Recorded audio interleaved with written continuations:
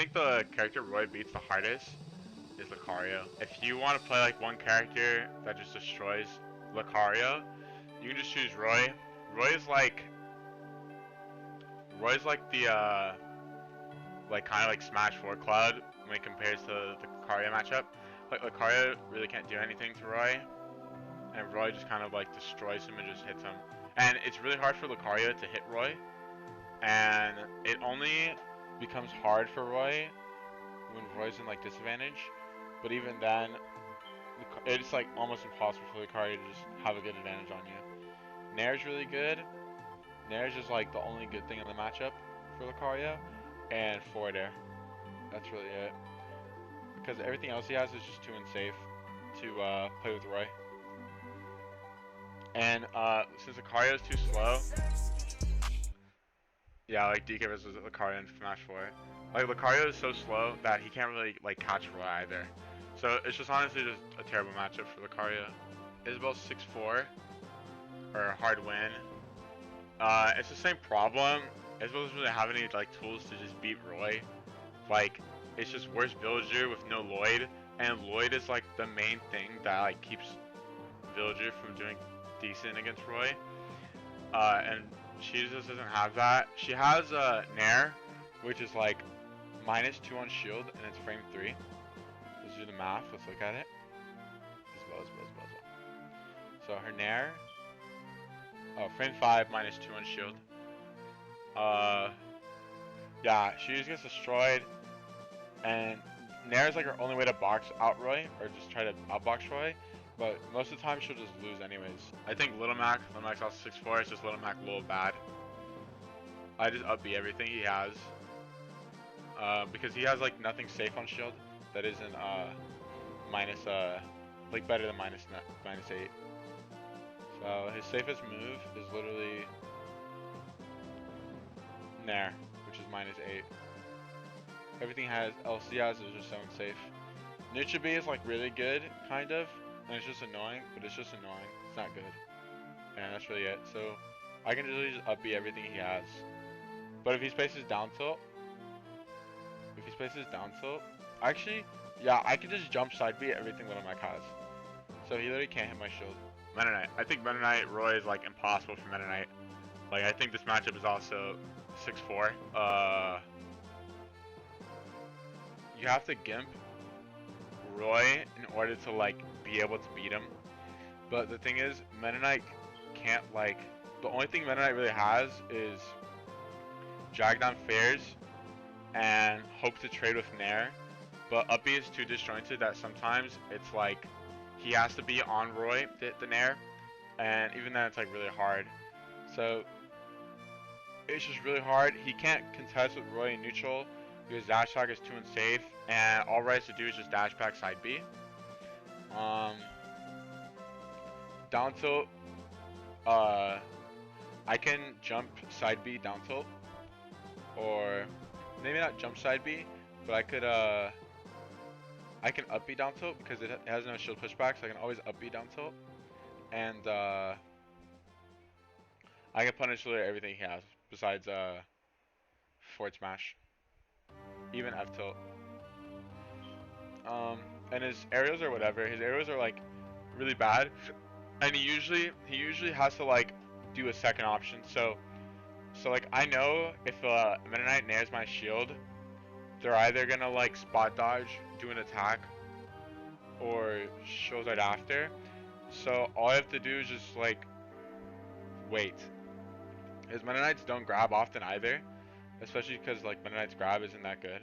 Like I'm looking at it right now. It's pretty dog. So look, Meta Knights are scared to grab. So I literally just keep holding shield when they land with Nair, and then if they keep holding shield, I instantly just turn around grab. Or Roy can just instantly turn around grab, and if they just do anything, I just up B them because they don't have anything safe. Like none of their grounded moves are safe besides F smash. So yeah, Roy Meta Knight not good. If you play Meta Knight, just don't fight Roy. It's impossible. Roy can just mash down tilt and he wins because up B is frame 8. So I can just mash down tilt, and since it's -3, I can just do like down tilt jab and it pushes MK far enough back where I can just SDI out of shuttle loop if he does it, and I just punish him. Like the matchup is atrocious for a Meta Knight. Other 6-4s. Oh, Mewtwo. Mewtwo is like in order. This is probably like the difficulty. Like Mewtwo is like. Yo, Stephen, thanks for the follow. Like Mewtwo is like so easy because he's light, he's not floaty, but he's not fast follower, and he's a big body, and he's light. So I just jab him, and it jab can true combo into side B on him at any percent because of his gravity. So if it's on a platform, if I jab him, he just goes on the platform, and I just side B him every time. And he can't even tech it because it says him right above. So he just fucked there. He dies too early to jab there. He's too big, so he gets hit by jab out smash, so he can't really roll in the matchup. Shadow Ball's annoying. That's really it. But Mewtwo doesn't really have anything besides that. He can't box Roy because down tilt's unsafe, and only his aerials are safe, which is I think forward air only is safe. So like minus 15 normals, minus 12 normals, minus 14 dash attack, minus 8 neutral air, so he gets up air out shield every time. And since he gets up air out shield every time, he Roy up air out shield with true combo into jab, and then he just gets punished. Actually, so up air is pretty safe, up air is really safe, and down air is pretty safe, and forward air is really safe. But most Mewtwo's don't really do down air unless you know they're gonna do down air, because for some reason they always do down at that really obvious spot. So it's always good to call them out for doing that. Let's find this. Okay.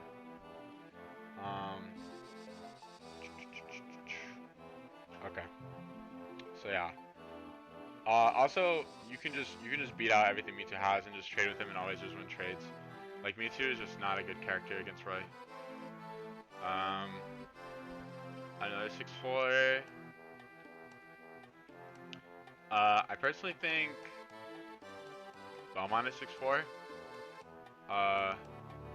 The more I play like the matchup and like the more I think about Belmont, the worse he gets. It might just be a player thing because I probably just think I'm really good against Belmont, but he just sucks. Belmont is just such a bad character. Like it's not fair how bad he is.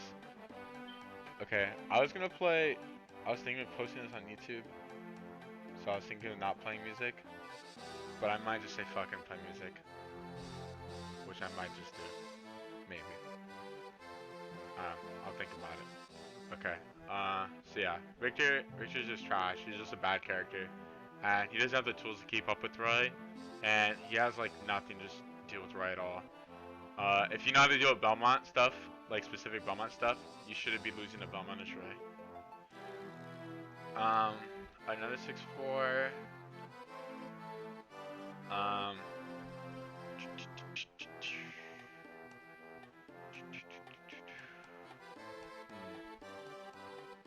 I think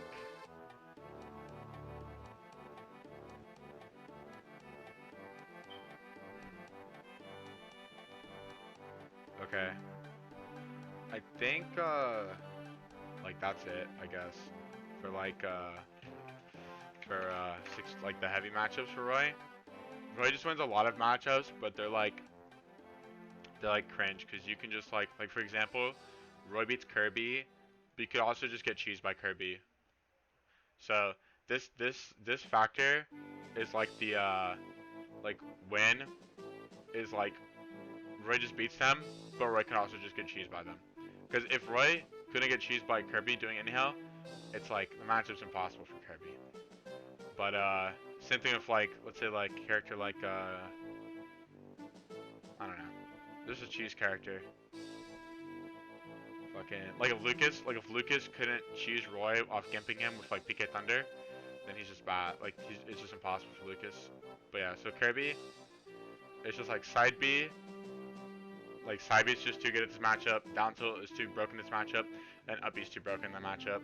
And falling forward air is also really good because Kirby's fastest option out of shield is his up smash, I think. which is frame 12. No wait, I'm trolling. It's Bear out of shield, which is frame 9 out of shield. Or is it up B? Okay, yeah, so it's his fast area is Bear out of shield, which is frame 9 out of shield. And all you have to do is just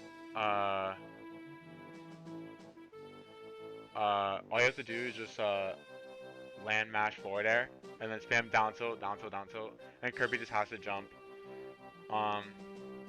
Nair is annoying on shield because it's -2, but they have to choose the second option after they nair your shield, which is most likely a down tilt or F tilt, and you can up B both. So a lot of these matchups that Roy wins are just win to up B out of shield because they just can't do anything. Next off, I think Roy beats Olimar off Olimar. Where's Olimar? There we go. I knew there was missing a character from here. Roy just beats Olimar like way too hard after the 3.0 nerfs because the main problem with Roy Olimar was that Roy can't really box with Olimar, and the whole purpose of Roy is to be able to box. He's a boxing character. Where's Olimar? Oh, wait, isn't it Pikmin and Olimar? No, it's just Olimar. Okay. So like, none of his moves are safe. F smash is safest at safest -10. Up smash is at safest -8, which I think is purple, and that's the early hitbox. And up smash lay is -6. Oh no, it can be -6, but I think it's with purple. So you can literally just up B out of shield or shield grab. If they get the bad hit, you can just shield grab Olimar's moves, Olimar's smash attacks, or you can just up B all of them and just get out for free. Or since Roy up smash is frame 12 or 11, you can up smash a lot of Olimar's things and just kill him at 90 because he's just so light. Nair is unsafe, but it's shield poke, so people just drop shield too early. Does that have landing hitbox? No, it doesn't. Okay, so you literally just up B, he's landing with Nair. And with forward air and back air, it's pretty obvious when they're gonna throw them out. So you can just you can honestly just preemptively forward air every time Olimar jumps at you. So if Olimar jumps at you as Roy, you should just up B that. Up B that, or yeah, just up B it. Up air is literally unsafe on shield. You can up smash up air and you can up smash down air. So it's honestly just like a lot of that. Side B is the only nuisance, but you can to make sure they don't get hit, they don't hit you. You can just side B them once, and then you can side B and then mash down tilt and they'll die. Or you can just like mash like nair and up air. Or if you don't want to play like the lane game with Olimar so they can't cycle Pikmin, you can just like run up forward air or run up just down tilt his shield, and then he's pressured and he threw away all his Pikmin, so you get free ton of pressure. I think another thing people don't use against Olimar is calling him out when he like wastes his Pikmin or when he throws Pikmin. Like Olimar playing with like one yellow or one blue or one red is so bad because he can't throw smash attacks out like so easily. Yeah, and Olimar just gets ledge guarded for free by Roy, and yeah, I can't really do anything. Whistle is a factor, I guess, but if it's Whistle is more like a player thing than a character thing because you can jab bear Olimar for can whistle. You can jab bear Olimar before you can whistle, and most of the grab combos like down throw up air put you two in a neutral spot, so you'll down throw up air him and he'll like land at the same time you'll land because you're he's floating and you're a fast faller. So you'll land both at the same time and you'll be safe. And usually most of the time you should just be able to bait out whistle if that's what you're trying to do. Like baiting out whistle if it's a whistle heavy Olimar is just like the plan. So yeah. I think Roy beats Banjo. It's pretty hard to explain, but I just think Banjo can't do much. Like, so none of his moves are really safe. looking at it now, that his moves are safe. So they get upbeat by all of them. Well, you can upbeat all of them. Forward air is his safest move, which is -6. But it's also frame 15, and it'll literally lose to everything Roy has in like a boxing situation. Or you can just tank it. You can tank the hit, the forward air, and just upbeat that. And also when he's messing with grenade, you can just run below him and then up air, or you can read a down air and counter the down air, and you can kill him at like 70 because of how strong down air is. So it's honestly just a lot of baiting his grenade and getting around his lane playstyle. Brigo Blaster, the neutral B, it's pretty annoying, but it's not that good. It's only good for like gimping Roy and just being like annoying in neutral. It's not that good. So that's why I think Roy beats Banjo. So like Roy beats Bayo. I'm pretty sure it's in between here. I probably think it's closer to this, but I just think Roy beats these characters a lot harder than he does Bayo.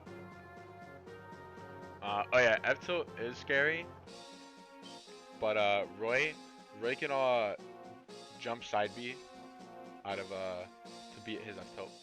Same thing with the up tilt, even though up tilt's not that good. Or like, yeah, up tilt's not that good at hitbox. So Roy beats Bayo. It's the same thing with like in 4, you just upbeat the forward airs. You upbeat like a Bayo forward air because wait, forward air 3 is -5. That's so crazy. Okay, well you can upbeat what do you call it? Wait, this is so weird. I've always upbeat Bayo forward air and it's always worked. But this says it's -7, -8, -5. But I'm like 99% sure it's wrong. Okay, so yeah. Personally, I just always upbeat forward air. You always upbeat forward air on shield. And for her like normals, you can literally just jump side B them. And it's just a matter of not doing jab on shield because you're just gonna get upbeat out of shield every time. Since upbeat is frame 6, so you'll literally just get upbeat every time. You have to use down tilt and a lot of forward air and up air without getting obvious, so you don't get witch timed. And that's how you, well, witch time is probably like super laggy out of shield. So yeah, playing a lot around waiting for side B and doing a lot of aerials on shield and down tilts on shield instead of doing jobs is what's gonna help you beat Bayo. If you job Bayo's shield, you're gonna get upbeat and you're gonna take too much %. So just never upbeat Bayo unless it's true. You also just can't job side B Bayo because of bat within. But that doesn't really matter. Okay. Roy beats Bowser Jr. So the way Bowser Jr. is why do I keep doing this? So the way Bowser Jr. side B works is it doesn't get the intangibility or super armor until it hits a hurt box. I'm pretty sure that's how it works. I think that's how it worked before. So you can literally overshoot Nair and trade with beat the side B every time. All his aerials except like Nair and only forward air and back air and dare are unsafe. And you can jump side B, forward air and bear. And you can do down air too, but down air is usually just on top of you, so it's best to upbeat it. And you have to respect up air and nair. But usually, Bowser Jr. should be getting close to you from like an up air chance. What do you call it? Let me read how the heavy armor works. Damage based heavy armor from 20. Blah blah. Okay, yeah. So you can just beat Clown Cart with Nair every time. And his normals are just all unsafe too. So you just can't keep up with Roy. It's just a lot of Nair, and it's a lot of up out of shield. And you can just grab Bowser Jr. a lot. You can just grab Bowser Jr. a lot because the normals he has until like the smash attack percent, so like I guess like 90, 70 for F smash. are all trash. Like you're not dying to down tilt. You're not dying to down tilt until like 120 at ledge. You're not dying to jab until like 100 at ledge or early, maybe a bit earlier. You're just not dying to his tilts. You might get like spot dodge cheese, spot dodge up tilt cheese, but you should just know when to do it. But it's easy to go for grabs against Bowser Jr. Yeah, I think the character just sucks. Ruby's Byleth. It's another thing too where looking at the frame data, it's just a bunch of like trying not to get your shield broken and cheesed. So like none of the moves are safe and none of the moves are really fast. Like it says up smash, which is frame 13, which I think is their fastest aerial. Yeah, it's their fastest thing out of shield besides Nair, which is frame 9. And it's also unsafe. Forward air is pretty safe against Roy, like forward air and back air. You don't want to trade with those, or like you want to commit to running shield against those because they just do way too much shield damage, and you don't want to get cheesed from like a down smash or like a down air, or like a not down beat, but like yeah, those are things you want to get cheesed by. Like anything that will just break your shield, which is what Byleth will go for. Side B isn't a problem since I know like some people like to use it in neutral or like advantage. It's not a problem, it's pretty bad. And up B out of shield is frame 11.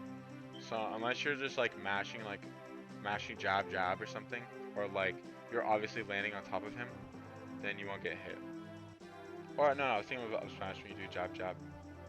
So as long as you're not doing unsafe moves like jab multiple times on Byleth's shield, because Byleth has respect for a jab, you can just get away with it. Right, actually, Byleth does not have respect for a jab because it's Nair.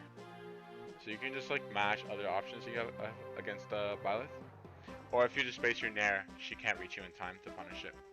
So it's just a bunch of spacing games and not getting hit by a bear forward air and boxing her out before she can throw out an aerial.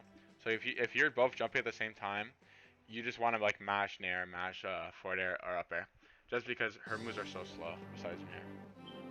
And most likely Roy and Nair will beat Violet Nair.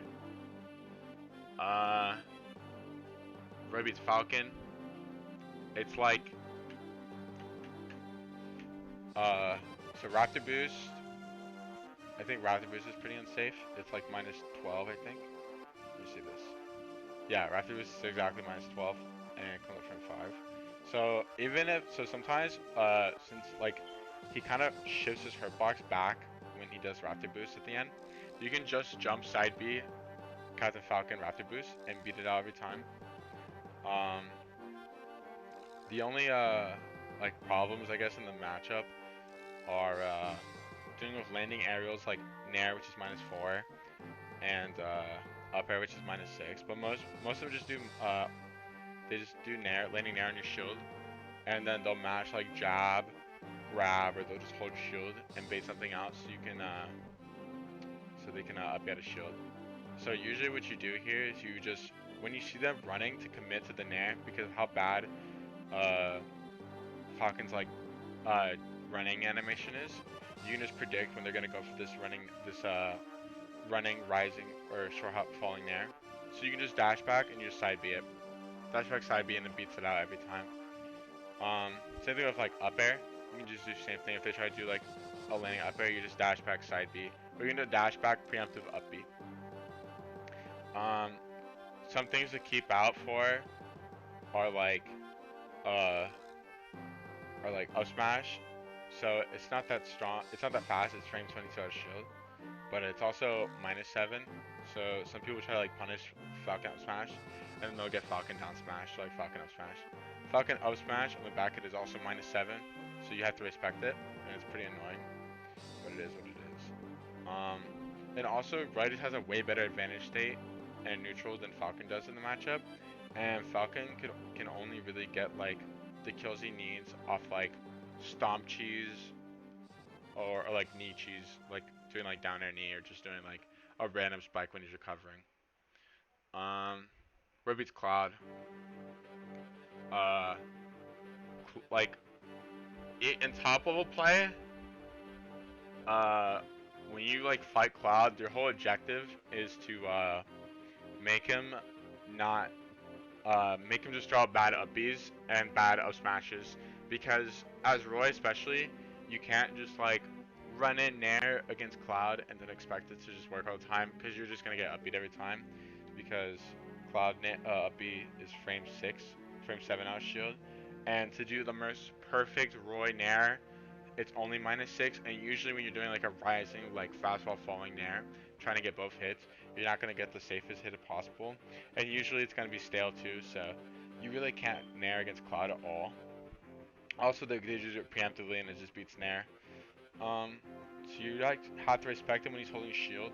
He's one of the only characters. Thanks for the follow, the Vivid. He's one of the only characters that can really be an advantage when they're holding shield because of how good their out of shield options are. So it's a matter of weaving in and out with dashbacks and jump in and outs, and just faking stuff out to bait an up speed or an up smash. Another thing is his aerials are all really safe except down air. So so in order to beat this, you need to predict on what the Cloud's gonna do. So it becomes like a player v player thing almost. So Cloud's jumps and his bears are a lot slower than a Roy doing like a running Nair. So if Cloud bears your shield and you know the Cloud's gonna do another bear, you can just run in Nair and you can beat it out.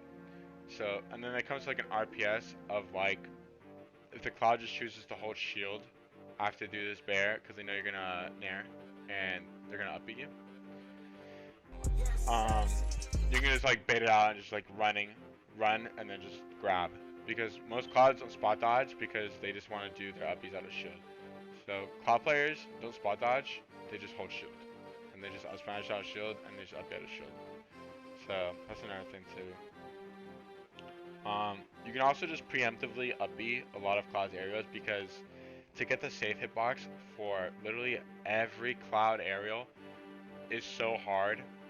So if you just see Cloud jump at you, you can just up air, or you can just short hop up air.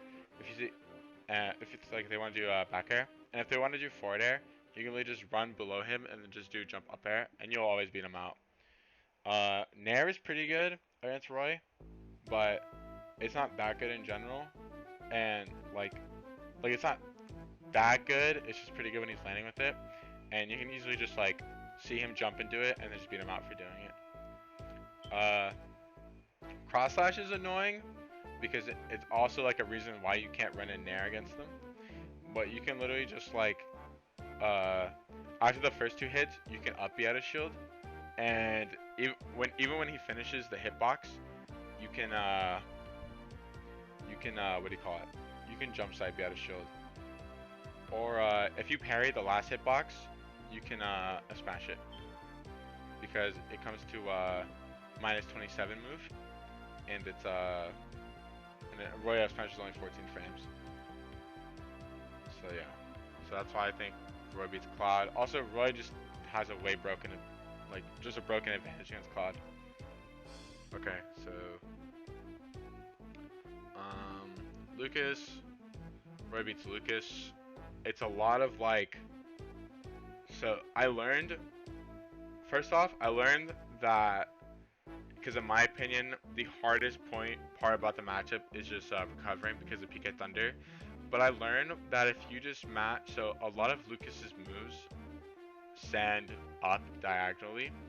So you can literally just get hit by Lucas, mash, double jump, and then just force center, because Lucas doesn't have the speed and air mobility to be able to call you out for doing like a falling air dodge to a platform or to stage. Like he can't be ready to punish all of that, and as Roy, you just fall so fast and your air dodge is so broken that you just get to the ground for free unless he's like already predicting where you're gonna go. So yeah, Lucas' advantage doesn't really exist in the matchup unless he has you below the ledge when he's edge guarding you. Let me look at his frame there. His frame there is also pretty trash.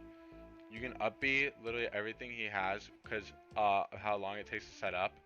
So if you see like Lucas do like jump, and then sometimes they'll stall with like PK magnet, and then they'll just do like a flying aerial. You can really just upbeat that before they do the aerial and just beat them out. A lot of matchups are just beating out the opponent's moves before they can do them, and then just making them like not want to play. Zare's pretty annoying, but Zare's also not that long, so you don't have to worry about it, because they also have to commit to an option when they land. What do you call it? PK Fire is lame, but this matchup isn't really about running in and doing nairs. It's about running in, jumping, baiting jumps back and forth, and then landing with forward air. And then you can just like mash up B sometimes, because Lucas doesn't have out of shield options to beat like forward air. So you can just do landing forward air, and it's -4 on shield. And Lucas's fastest option out of shield is nair, which is frame 10, and up air. And the hitbox isn't that good, so you can really just mash down tilt or jab afterwards if they try to do anything, and they have to respect it. Like, Lucas has to respect Roy so much when he's holding shield, and he has to like roll to get out.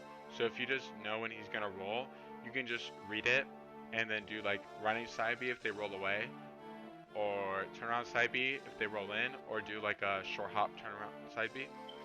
So this match is about forcing Lucas to go into shield and just like ignoring his advantage, because you shouldn't be scared of Lucas' advantage, or when you're in disadvantage.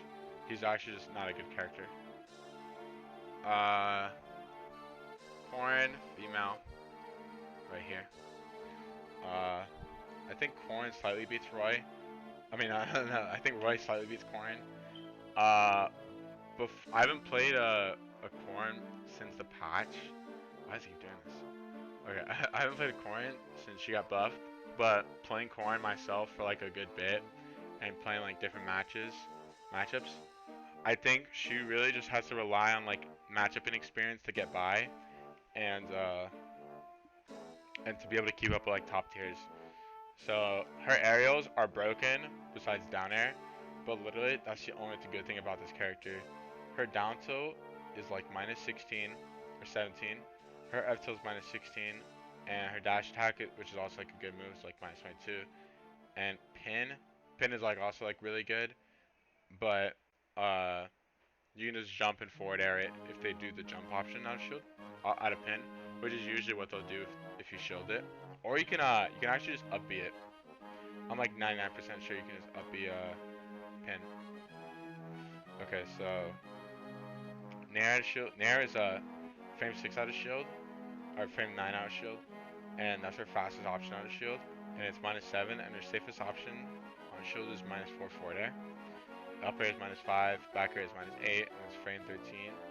You can literally just, so like Corrin, she can't fight and she can't play neutral without pinning, grabbing, or doing an aerial, because of how bad her normals are. So it's just a matter of just like beating her out when she's in the air, and hitting her first before she hits you. So like most Corrins will do full jump forward air, and then fast fall, late nair, late up air, or forward air. And you can just call that out with up air or up B. So, easy shit like that. Getting pinned when you recover is like the sucky part. She can't edge guard you with counter because it just sends you up, and Blazer isn't that strong.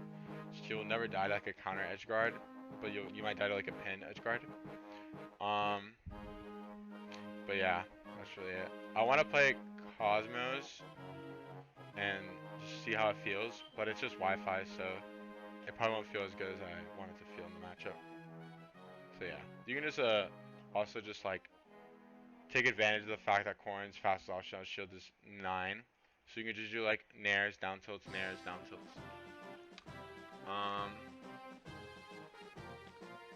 I think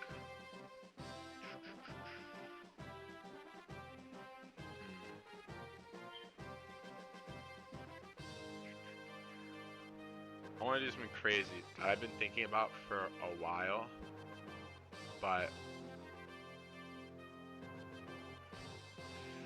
ooh, this might be pretty crazy. Okay, I low-key think I haven't played the matchup in so long, but I actually kind of think that Roy beats Peach and Daisy. Uh, I feel like the better I get of an understanding of Ultimate and Roy, the easier a lot of things does become for Roy. And like, Peach is one of those characters where like, she's like broken, but she just has so many flaws with her just a character design that Roy takes advantage of. Like her only being able to play like best neutral she can play when she's in the air, like like uh her having to commit to floats and stuff, and her having to always float cancel so she can shield to like beat out so she can like just shield Roy aerials and nair out a shield, which is frame 7, which is her fastest option out of shield. And like usually you can just predict when they're gonna, not even predict, but you can usually just estimate when they're gonna do the float cancel to shield, and it just becomes like a really easy like advantage game for you because you don't always have to commit to doing a run up nair. You can just do like a run up feint short hop because not Corn, Peach and Daisy can't really outbox Roy when they're both jumping at each other unless she gets like a lucky bear or like a lucky like preemptive forward air or like a nair and gets lucky and just outbeats Roy. But usually that doesn't happen if the Roy does it right. So that's why I think Roy beats Peach and Daisy.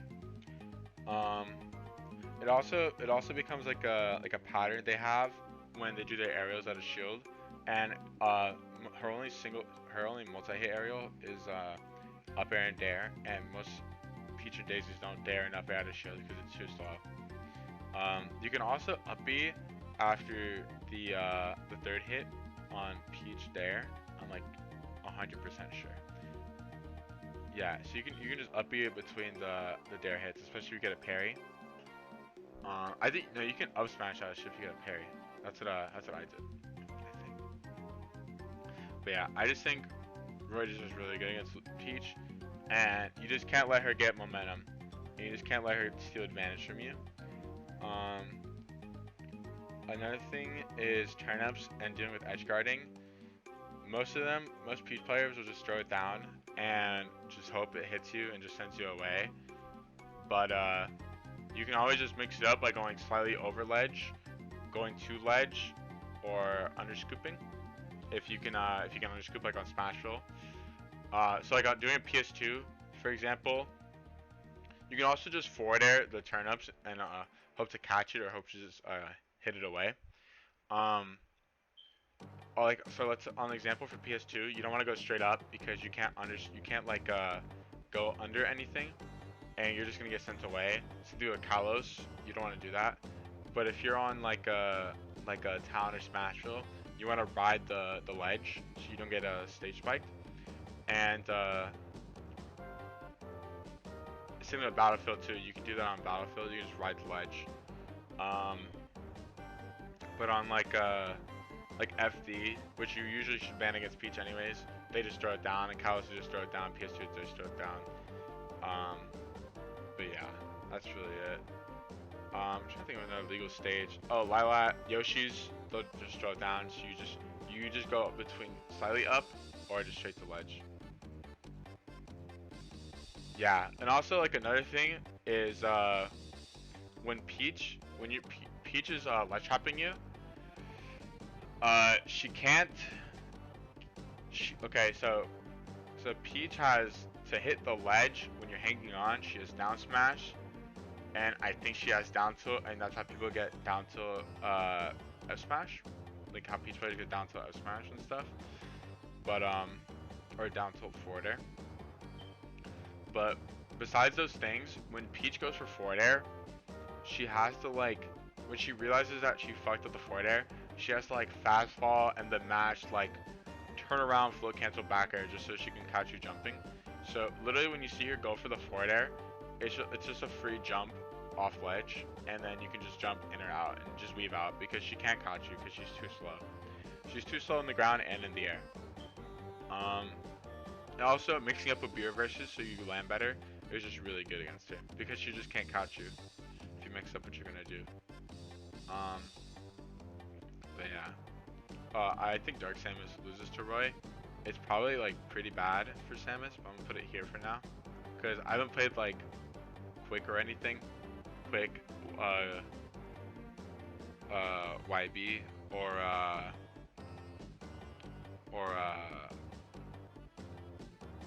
or Joker. So I haven't really got that much experience in the matchup, but it's just a lot of upbees out of shield to get the forward air, nair, and bear or not much bear because bear is really safe. But oh yeah, actually you can it's nair I'm thinking about. So you can't really upbeat out of shield nair, but you can beat out bear. You can beat out forward air, and the only other problem too is you just can't jab her shield, and you can't mash like down tilt and then do like something else, or those will be out of shield.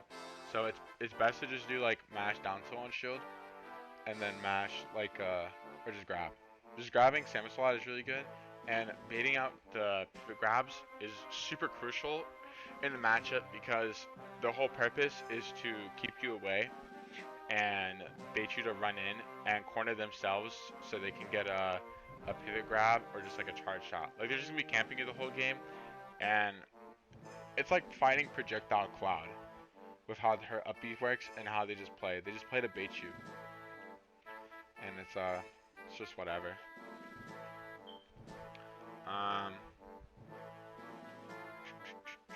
What else? What else?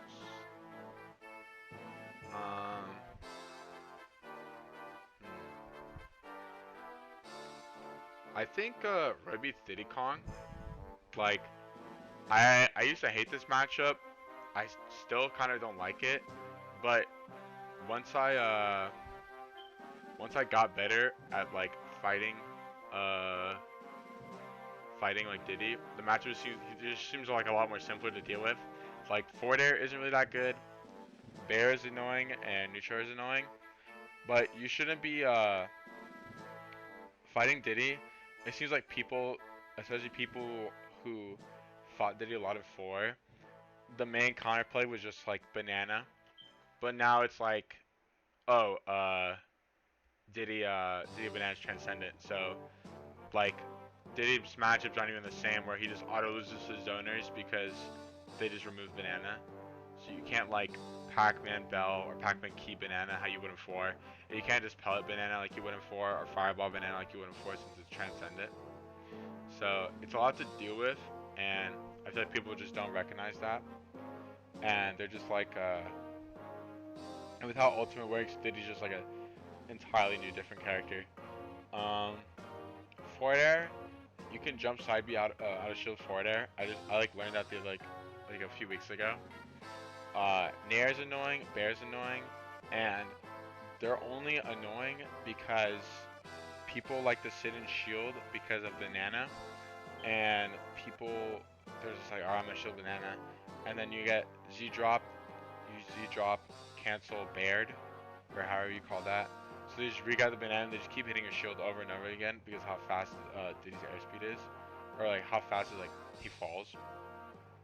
And he still has monkey flip, and he still just has down tilt, which is -8, and it's like almost unreactable since the whole move is 18 frames. So it's almost like impossible to realize it's like that I got hit by Diddy down tilt and that I can punish Diddy down tilt. And Roy can't punish Diddy down tilt because he can only hit with up air out of shield, and I think it's like impossible to hit this Diddy because he's too low.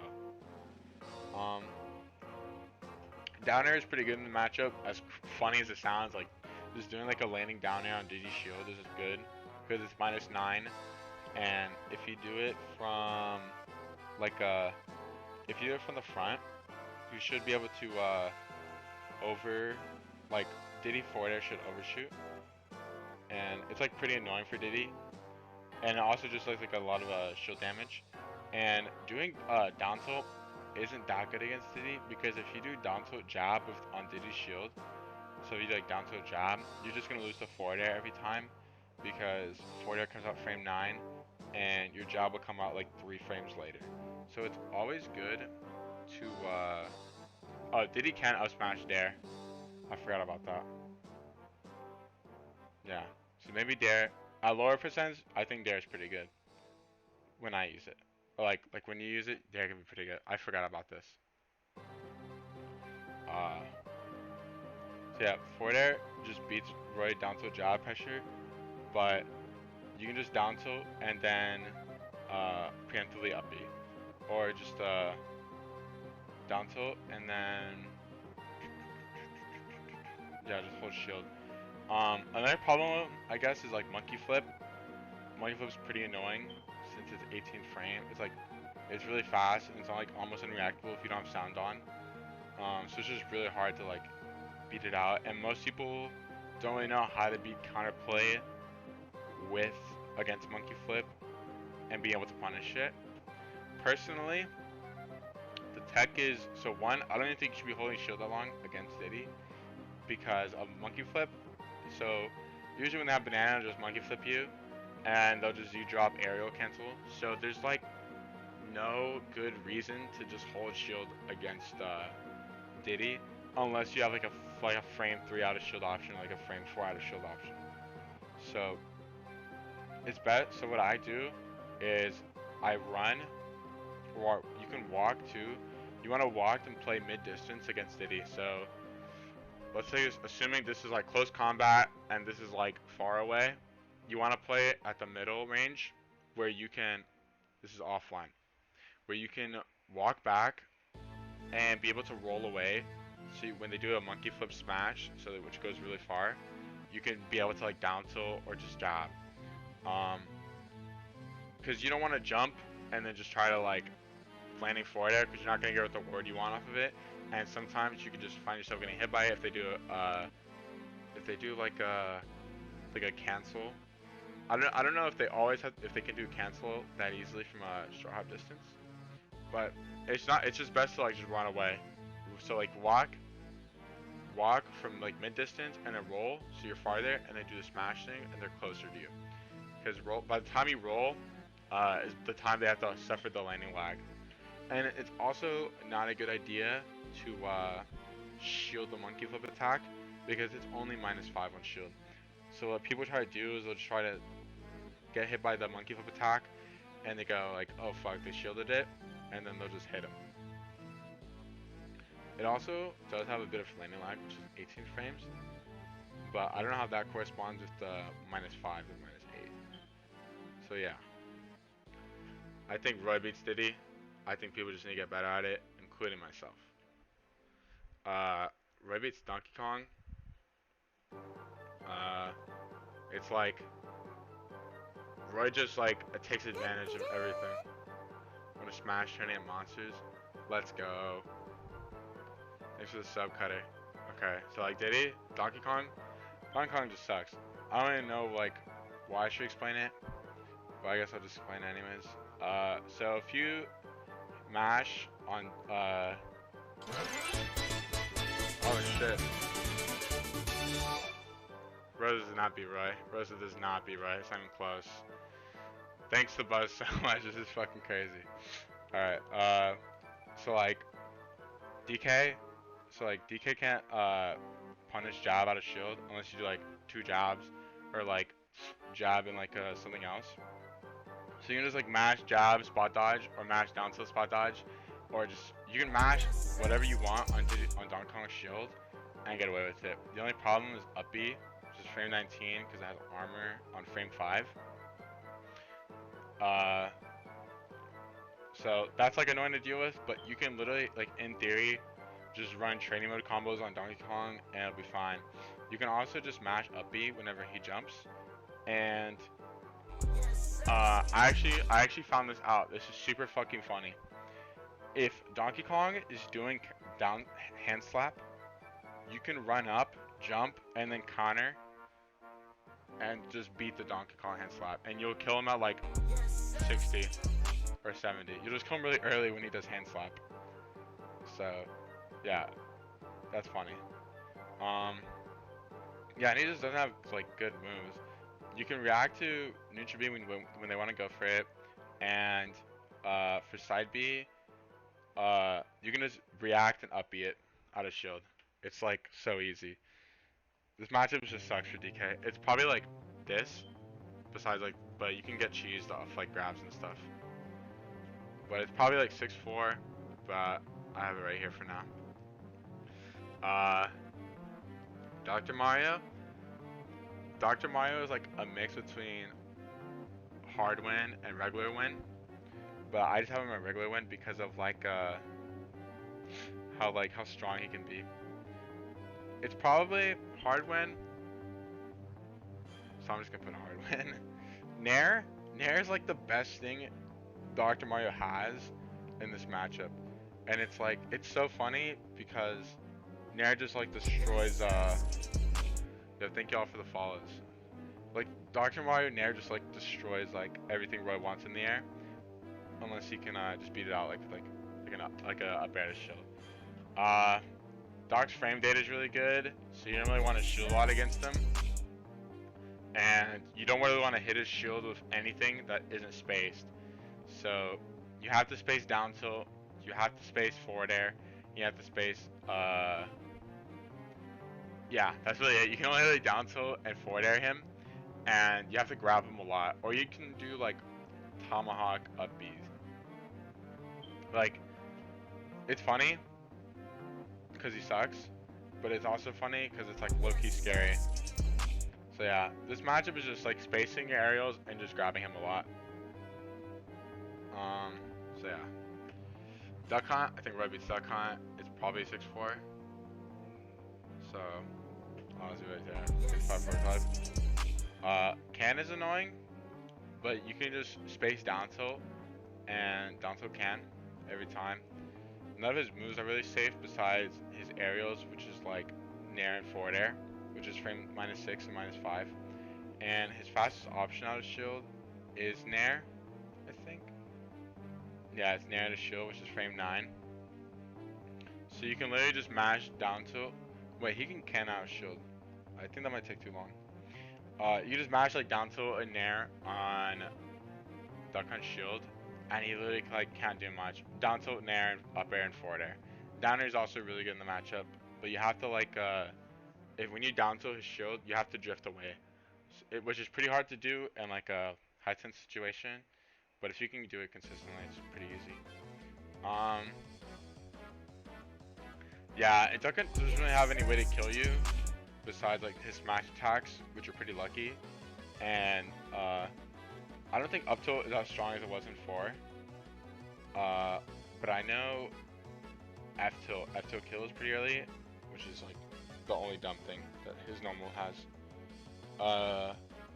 Down B, it's a thing about just learning the matchup because all his gunmen will say fire before they shoot, so they'll go like fire, and then it goes, and they'll have different timings. I think the black suit one's the fastest and he's the weakest.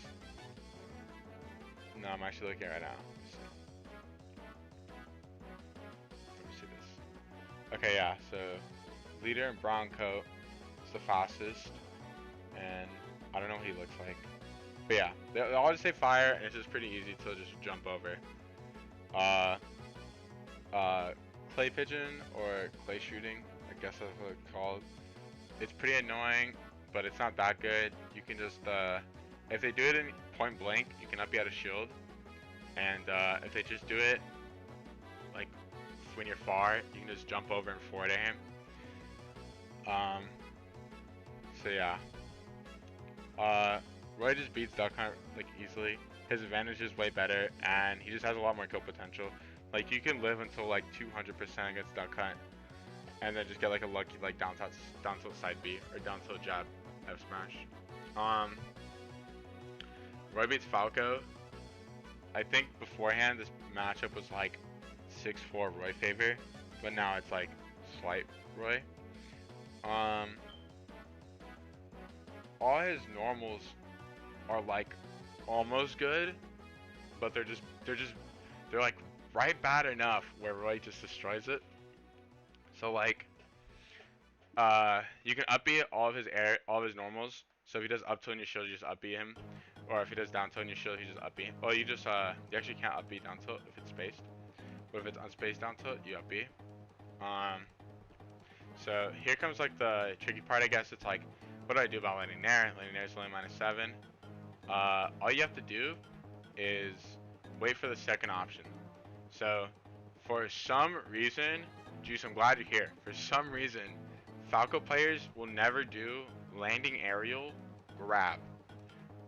9.9% or 9.9 out of 10 of the times that a Falco will do falling nair, falling forward air, they'll just immediately do up tilt, which is so brain dead because no, they don't put the RPS situation in your head that they will grab you if they do a landing nair, which just opens up a bunch of opportunities and doors. But yeah, so you can execution test a Falco doing a landing aerial if they match down tilt right after. If they match up tilt right after, which you can up B. So just keep holding shield after that, and if they do grab after the nair, you can literally just like you can just what do you call it? Just match like nair, match nair, or yeah, just match nair when they if they start going for grabs, or you can try rolling away because it comes a really RPS situation, or you can just dash back side B if a Falco is doing a landing aerial on you and just space it properly. Also, Roy down tilt jab is like the user manual in this matchup, like what Juice said. So like in neutral, you literally can just play down tilt jab the whole game, and Falco can't touch you. He can do up smash out of shield, but if it's harder for, I think it's his space is weird, or his space is far enough where it'll be hard for Falco to hit, and it's just like impossible. Like it's just so hard.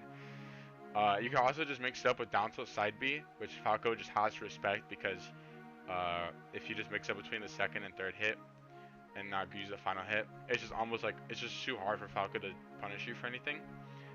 The only thing you're conditioned in this matchup is to not jump because how broken up tilt is an anti-air. So just don't jump in the matchup and don't jump on Falco with up air, and you'll literally destroy him. It's just brain dead. You can neutral B, Falco side B, and you can just down air Falco up B if you can get the timing right. It's super easy because even if you get the sour spot on right there, you can true combo into Rar Bear, or into the, if you get the sour dare, you can just true combo to Rar Bear, or you can just do forward air. Or if they're low enough percent, you can do sour dare F smash. So yeah, Roy Falco is not good for Falco. I think Roy beats Ganon, but it's pretty volatile, just because how like scary Ganon can be, and like how much of like how lame you might have to play as Roy. It's also another thing where you just up B out of shield everything that Ganon has without getting like shield broken, and you can just mash nair on Ganon too, like nair out of shield cross up, and just be fine. You can't up B bear out of shield bear for Ganon, but you actually can't up B out of shield any of his aerials. Okay, besides down air and his normals. So you just gotta grab Ganon a lot actually too. Just grab him a lot because if they spot dodge, they can really only do down smash or maybe up smash if you whiff grab. So you don't have that much to lose when you grab against Ganon. And they just like to wait. They just like to wait for stuff on shield anyways. So he's a really good character to grab, and you can just bully him with landing nairs and landing up airs on his shield and forward air. Also, doing down tilt jab isn't that good against Ganon because of nair out of shield. So don't do down tilt jab against Ganon, at least from the front. Okay. Hero's slight favor. Same thing, Roy just like bullies him too hard. He doesn't have the out of shield options to keep up with Roy, and the only thing that's keeping Kiro from not being like 6'4", hard win, is the zap. Yeah, Zapple. Like that. That's like the only thing that makes a hero do good against Roy in the matchup. Having that, and then just having like the cheese. There's not really much to go into it. You can also just parry everything that he has, and it's just impossible for him to get anything started. Like he's just not good against Roy. Ice Climbers. I played this matchup twice, literally twice, both times against Big D. Well, I played this matchup with like a local Ice Climbers, but I like a good Ice Climbers is only Big D twice, who's the best Ice Climbers. So, what do you call it? I don't really want to go into the specifics of it, but it's honestly a lot of dash back side Bs and a lot of up Bs, because you can up B everything that so if you see Ice Climbers jump, you can just up B that, and if they side B, you can side B it back because side B is transcendent, so you won't have to worry about clinking with their side B. And I guess the only other thing you have to worry about is doing like bad nairs, because since you have to hit both their shields, you'll just get up smashed out of the shield both times. But you can get away with doing landing up airs and landing forward airs, possibly. But yeah.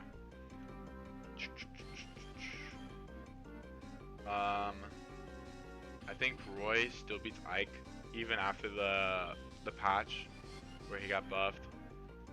It's just the same problem. Nothing.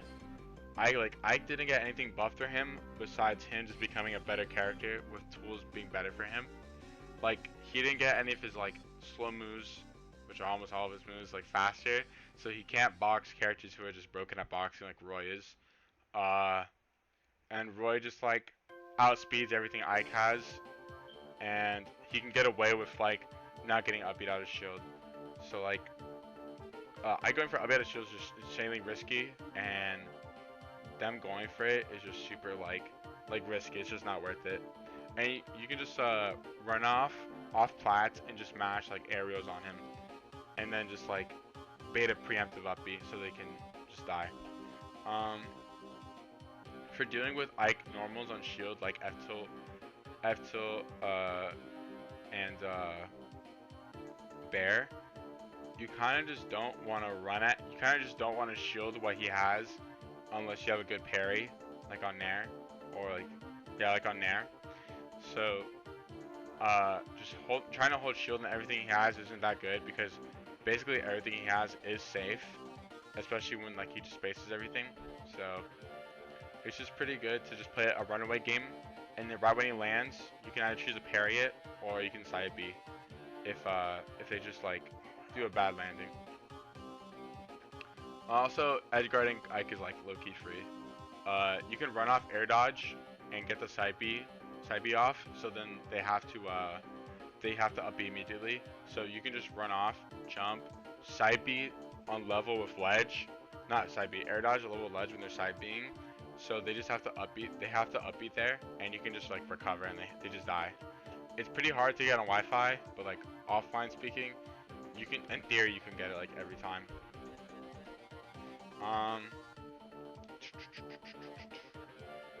So yeah, you can also just like counter Ike up B and kill him literally every time for it.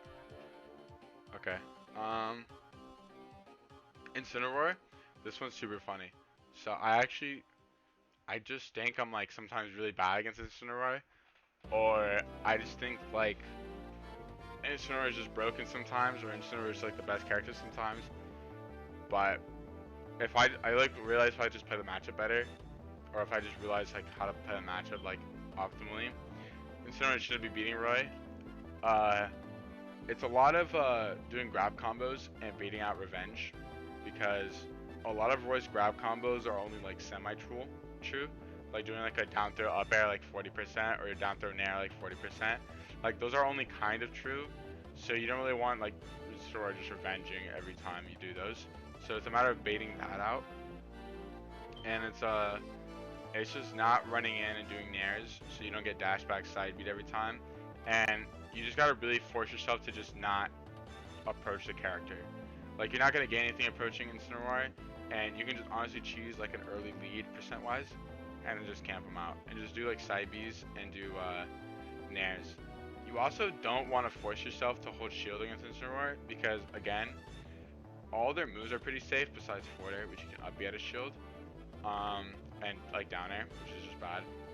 But like, you don't want to be holding shield, waiting for an aerial, and then getting like tomahawked like side bead, or just getting like jump red side bead, or just getting like neutral bead out of shield. Not out of shield, but like on shield. So you want to play a lot more runaway and just mash kind of, not mash on him, but just like kind of throw a lot of hitboxes on his shield and like run away. It's like a lot of runaway games. It's kind of like fighting Sonic that just can't move.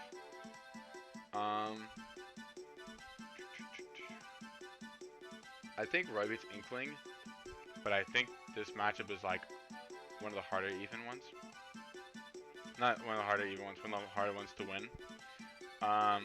It's the same thing where, so Inkling's like moves that are super annoying are her up tilt because it goes over down tilt, and down tilt because it's like a multi-hit, and it has this weird pushback that makes it hard to up B, but you can jump side B out to shield it, so there's like no need to worry.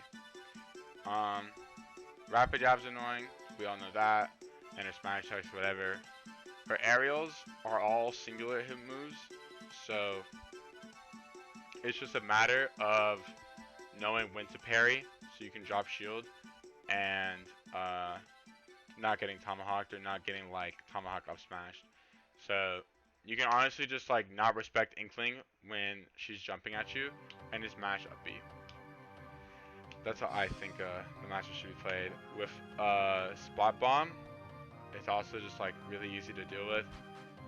When you're at ledge, all you have to do is jump at the same time it explodes, or I mean right after when it explodes, and it won't hit you. Or because usually Inklings will look for like a neutral get up or a roll, so they won't expect a jump. So it is best to mix it up. Most of the time you can get away with doing a jump off ledge.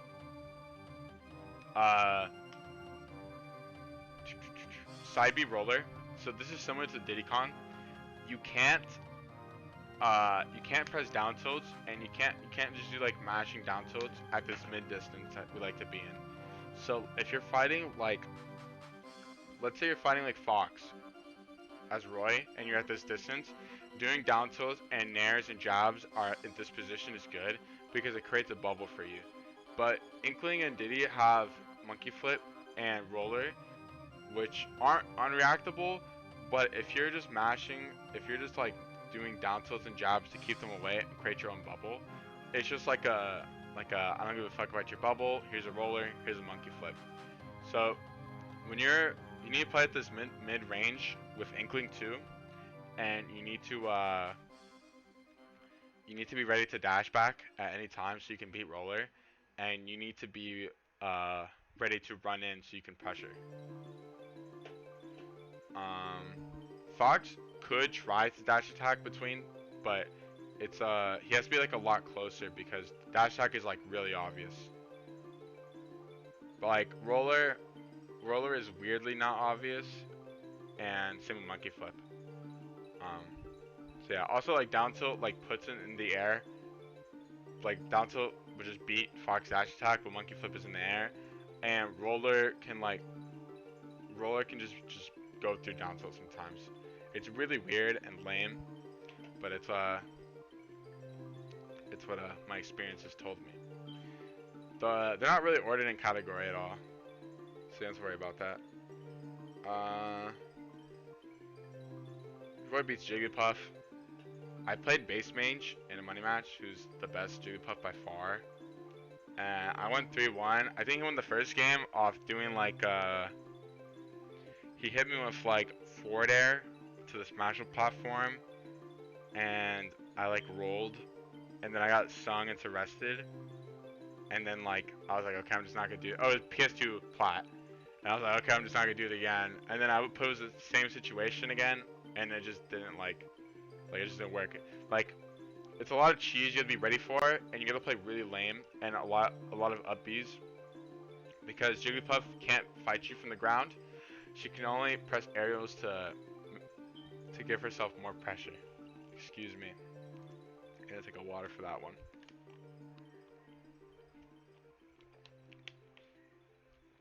Alright, we got our water. Alright, so yeah, she can't really put pressure from the ground, so she just loses the up B automatically, and she can't tomahawk well at all. So this is just mash up B until you win.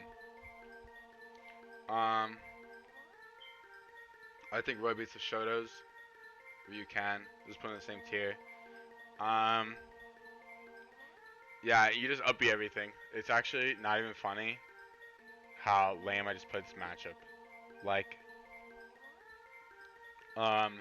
you have to know when to up B. So I guess like me just saying, just up B, dude, is like pretty broad. But playing the matchup, it's honestly just like you just spam up B.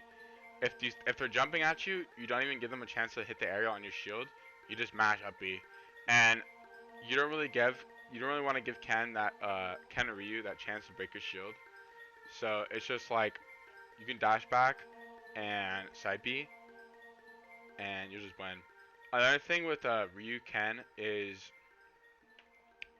as Roy, most Roys will like to, so let's say this is stage and you're standing at a 45-degree angle below Ken or Ryu, and they'll do Nair forward air. It's a really big hitbox, and you try to jab it, and you just always lose to the move.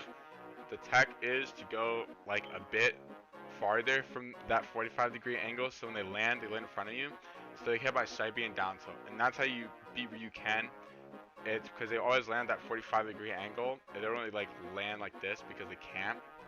So it's just calling out their landing 45-degree angle and dashing back in side B, down tilting or up Bing it. Because you don't want Ryu Ken to hit your shield. You just want to mash up B and run away. Same thing with Ryu. You don't want to push yourself to the shield against Ryu because you don't want to get shield broken. King DDD. Always sad. Now that fucking sucks. Thanks for the follow. King DDD is like pretty annoying for Roy, but like it's just a lot of cheese and a lot of execution tests you have to watch out for when you fight DDD. Like all his grounded moves are unsafe. The down tilt and up tilt are really fast, so they'll do like landing nair, mash air dodge, and then mash spot dodge and then like up tilt, or landing nair up tilt, or do like landing nair spot dodge down tilt. It's just a bunch of spot dodge cheese that you have to be prepared for when you fight DDD off nair. And pairing nair offline is like really easy. It's just easy. You can't really mash unspace moves on DDD shield. Like, you can't do like up air jab unspace because you'll just get nair and then like doing another move after the nair, and you're just gonna get like punished out of shield. So it's best to like mash like 1 or 2 moves against DDD and then hold shield right after. And it's also best to fight him from behind, like hit him from his back, so he can't really like hit you out of shield, because Bear is frame 20 out of shield, and up smash doesn't hit the back until like frame 23 or 22. So he doesn't have a lot to hit you out the back with. So he's gonna have to roll, or he's gonna have to like get a lucky spot dodge. You can also just up B whenever he does an area on your shield, and you can also do up air out of shield, which is so like he like does like an area on your shield, like a forward air, and you do short hop up air and fast fall, and it'll pop him up, and then you can true combo to jab, and then you can just true combo like jab side B or jab like Bear. Like, you just have so much to get against DDD. So yeah. Same with K roll, it's like the same thing. Crown's annoying. but Crown's always been annoying. Nair is really good for Carol to edge guard you with, but you can honestly just like counter it. Like there's times where I've been edge guarding, I've been recovering against Carol, and I'm like, I'm dead anyways. Like why am I up being? So it's honestly just not a bad idea to just counter Carol Nair and then just send him flying. And then you could also like low key make it back sometimes if you're like high enough and you have a jump. If you have a jump though, you should always just make it back when you counter. But yeah. Forward air is pretty safe, but it's also slow. So you just up B preemptively when you fight him. You can also just like mash up air on him and he can't do anything. You mash up air and you mash grab. Because heavies, like people who play heavies just tend to hold shield more. So they can find an opening to punish you. So it's just easy to get a lot of grabs off of heavies. So yeah. Why is Falcon winning? You should go back, man. Roy beats Link. It's same thing, just parry Nair, and jab him for it, and don't get caught in his whole like schmicks and stuff. Like the matchup is annoying, but it's a lot of just dashing back and forth, shielding the boomerang, and then running in and beating his forward air. So you really only have to worry about Nair, because Nair is broken, and back is pretty fast at shield, but Nair is just broken move in general, and forward air is like his main neutral tool. So your best bet is just run in, up B, forward air, or just run in Nair, forward air, and beat it out. Or you could just do jump over him and then just mash like up air, turn around, grab, and stuff like that. It's pretty easy. I guess like the also other thing you have to realize like up B at a shield, which is frame 7, which I think is his fastest move. So if you just worry about that, it's pretty easy. Roy also beats the other links in for like different reasons. So like Toon Link's probably the easiest one for Roy. He just mashes forward air, down tilt, jab. Toon Link can't do much. He has up smash out shield, which is frame 7, I think. Let me see this. Toon Link, up smash, frame 11. Yeah, so you just mash on him. He's just not a good character.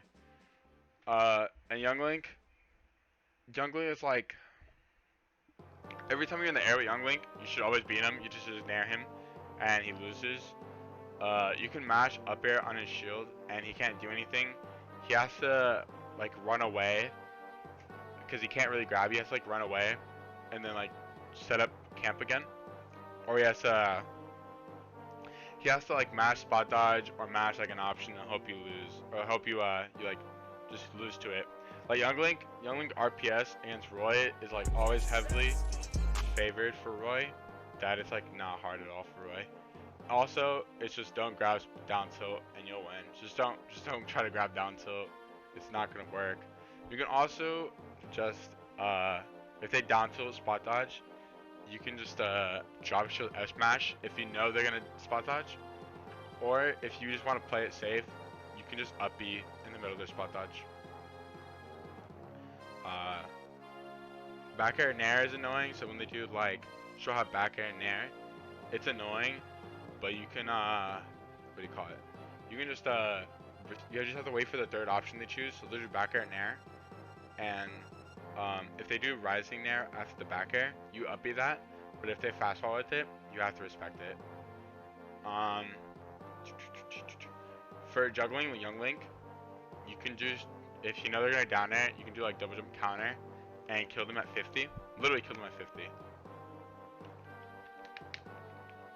Or you can dash back and side B because they have a lot of landing lag. It's just a matter of reacting to their down air. I think Roy beats Lucina. I used to think Lucina was even, or early ultimate I thought Lucina would win, but Lucina just can't keep up with Roy. Like she just can't keep up with Roy at all, and it's like really hard for her to outbox Roy without up B. Like she's so floaty, and up B is such a crucial move in her kit that I have to throw out up B now. I have to throw my up B now.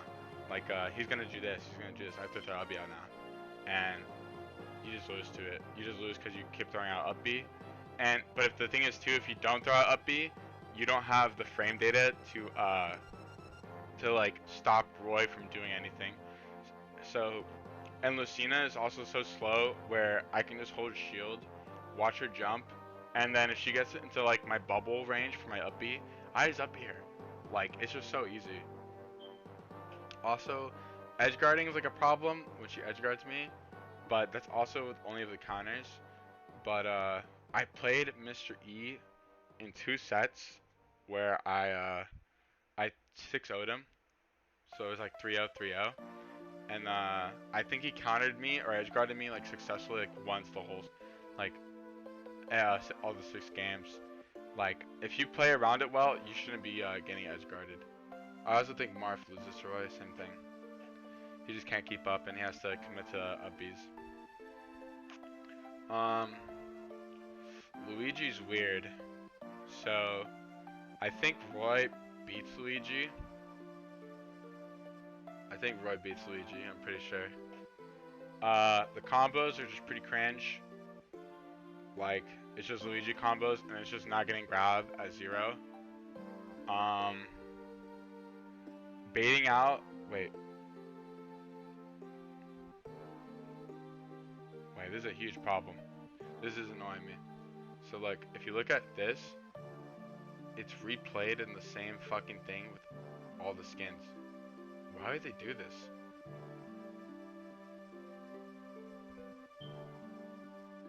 Like, why would they do it every skin? But if you look at it, it's only one skin for everything else.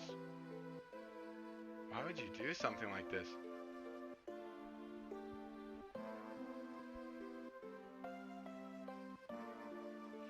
Anyways, I'm fucking bothered. I'm disturbed. Okay, so like, you just gotta play keep away from Luigi, and you gotta mash side B. Like, mashing side B is so important against Luigi, because if you do side B like 1-2, they can't really like punish you because of the air drift. Wait, let me see if they could grab. What frame is Luigi's grab? Let me see this. Frame 14. Yeah, you should be fine. You'll like, yeah, you're just fine against Luigi side being. And you have to up B a lot of his aerials when he jumps over you, and when he zairs over you. So like up B is really important in this matchup because you just want to hit him. Tornado, there's like a list of things that you just respect off Tornado. So you don't do like down throw up tilt at 0. You don't do down throw jab at 0. You don't do down throw aerial into 0. What you do at 0 is you do down throw, just dash back, wait for the tornado, and then side B, or you just down throw up B. But it's probably best to just do like down throw dash back so you can bait it out. Because you don't want to get air dodge if you go for the up B. Another thing is the edge guarding is pretty annoying, but you shouldn't be being forced to up B without your jump against Luigi's air, against Luigi in general. So if you're getting if you get put off stage by Luigi, you can just you can jump high to like get on a platform, because you shouldn't be going to FD against Luigi anyways. Try to go for a platform, and if you can't, just like fast fall to the ledge. You shouldn't be going low against Luigi, in my opinion, because you don't want to get zaired or spiked. Yeah, I think Roy slightly wins. I should play it more, because that's what I want to do. It's really better the matchup. I think Roy beats Mega Man slightly.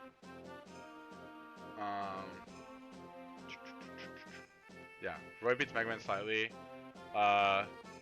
It's a lot of like forward airs, up airs, and down tilts against Mega Man, and not committing to like bad jabs. So like getting called out for doing a bad jab on Mega Man's shield is so bad, because he has up smash, which hits both sides, and he has bear out of shield, just frame 7 out of shield. And yeah, like he just beats Roy Jab on shield if you do it and spam it. So just don't Roy Jab Mega Man shield. You should also be grabbing Mega Man a lot because he doesn't get anything really good off spot dodge until like 80% where he can up tilt you. So you can get away for going for some grabs and getting close to Mega Man. You also want to make sure you mix up how you land on his shield. So because of parrying, you just don't want to do jump, forward air, like mash forward air on a 45-degree angle on Mega Man, because you just get parry up tilted or parry up smashed. Yeah, usually parry up tilt or parry down smash. Could you parry down smash? No, probably not. Minus 50 on shield. Yeah, you're just gonna die to like up tilt or something. So make sure you mix up your moves on Mega Man. You can also use a lot of nair, and you can also mix up like the parry timings with down air on Mega Man shield, because when they use the 3 pellets, so they're a pellet, they have to like just like wait a bit. They can't just like keep mashing pellet or like forward air. So it's like a break. So usually they'll just shield thereafter, or they'll try to run away and get leaf shield. And yeah, it's just pretty simple to deal with. Leaf shield, you can literally just run up, hold shield against them, or if they do like the jump thing, you can just punish that. Like leaf shield should never be safe. You should never letting them get away with a leaf shield. So yeah. Should I think Mega Man gets deleted from the roster? I think Mega Man's whatever. Min. I think Roy beats Min. Personally, I lost to like one Min I played on Wi-Fi, but like I 3-stocked them game 1, game 2 I lost last hit, and then game 3 I just dropped the 3-stock lead because I was like just like learning it while I go, and I just kept getting hit by other things. But I think like offline, Roy shouldn't lose to Min, even with all the crazy like safety like changes where like you can jump right out immediately after like F tilt or F smash, or you can do like a retreating like F tilt after you do like a forward air, so you like land with forward air and then you retreating aerial. Like she has like a lot of mix-ups, but once Roy gets in, it's impossible for her. She also shouldn't even make it back to stage against Roy. You can just like literally just run off, mash forward air, and then just hit her. The only thing you have to worry about is if she has a double jump, that she'll do like rising megawatt or just rising anything aerial and just clip you. So yeah, I should play it more. Dash attack is pretty good against Roy, and down tilt is like pretty good against Roy too, I think. But yeah, it's like not much of a problem.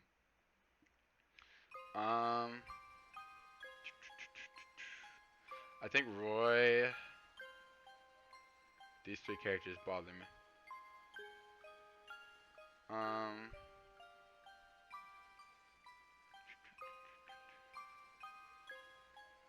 I think Roy beats Ness. I feel like, so I played Best Ness at Glitch 7 when I didn't really know the matchup, and I just like got bodied, and like, I would watch like Best Ness play in like the Wi-Fi tournaments, and he has like a really unique playstyle, but like watching him and watching him fight other people make me learn how to fight like Ness myself, even like without having to play it. And I beat Gacked twice at a local before CO Dreamland. So it was like winter semis. I 2-0'd him. Wasn't close. And then the second set we played, I 3-0'd him and I destroyed him. I think Best Ness is the best Ness. Like no contest. Gacked is second best though. Like yeah, like Gacked just didn't he just felt too easy. And I feel like playing him just gave me like a good rundown, like the matchup. Let's see. So it's a lot of uppies because Ness shouldn't be. Oh, I also beat Atada 3-0, but all the games are pretty close except game 3. And I think Atada is like also really really good. Um, but yeah, so like um, it's a lot of up Bs out of shield, and it's a lot of dashback side Bs, and it's a lot of waiting for PK fire and not not sitting yourself down. Like you don't want to sit yourself down, and you don't want to like you don't want to jump against Ness a lot unless you're gonna do up air. Because if you just do nair and forward air against Lucas Ness, you just get like forward aired out of shield or nair out of shield, and it's not like fun. It's just not fun. um, what else? Yeah, PK fire is annoying. Uh, I think like another thing too is like dealing with edge guarding. Um, I haven't really played the matchup that much besides when I played Gact and Atada, so it's like I never really felt pressured when I got edge guarded. I probably just like I don't even think I got edge guarded that much, so shit like that. Whatever, blah blah. It's funny because I'm looking at like the Nest frame data, but you guys are just looking at the screen and looking at me watch the stream. Yeah.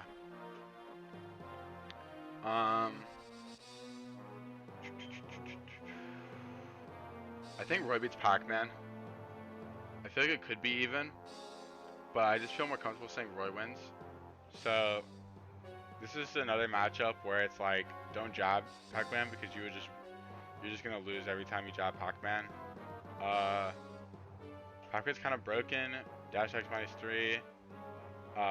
Forward air is -6. It's frame 5 out of shield. Nair is the most broken move in the game. Frame 3 out of shield, or frame 6 out of shield, and it's -3. So you can't jab. You also get forward air if you jab. Back air and up air is really good. Up air is safe, but you don't really land with up air. And I got so much hiccups. But yeah. Okay, so what's up air shield? Frame 4. Okay. So it's a lot about pressuring. I think you can parry and then up B, Pac-Man dash attack. But like, I played E-King, the Puerto Rican Pac-Man. I think he's #1 there. In like 4 money matches at Frostbite. Like, it was like 4 money matches. He won the first one. I won the second one. And so yeah, I won the third and fourth one. I won the next 3 money matches, but they're all really close. But then it was like 3-1 his favor, 3-2 his favor first set, and then the second set, or did I win the first set? Yeah, I think I won the first set, lost the second set. Oh no, wait. No, I'm pretty sure I lost the first one. I won the next 3. And then it was like 3-2 I won, or 3-2 he won, 3-2 I won, and the third set was 3-2 I won. But the games I won were like a lot more convincing, and the games I lost were like last hit. And then the next set was like 3-0, and we just called it off there. But like, it's a lot of patience, and it's a lot of grabbing. You want to grab Pac-Man like a lot, because Pac-Man isn't really going to spot dodge unless he has a bell up, and Pac-Man isn't really going to commit to doing an out of shield option unless he is like unless he gets hit. Also, spot dodging as Pac-Man is you just don't spot dodging as Pac-Man. Just always like roll away or mash on him.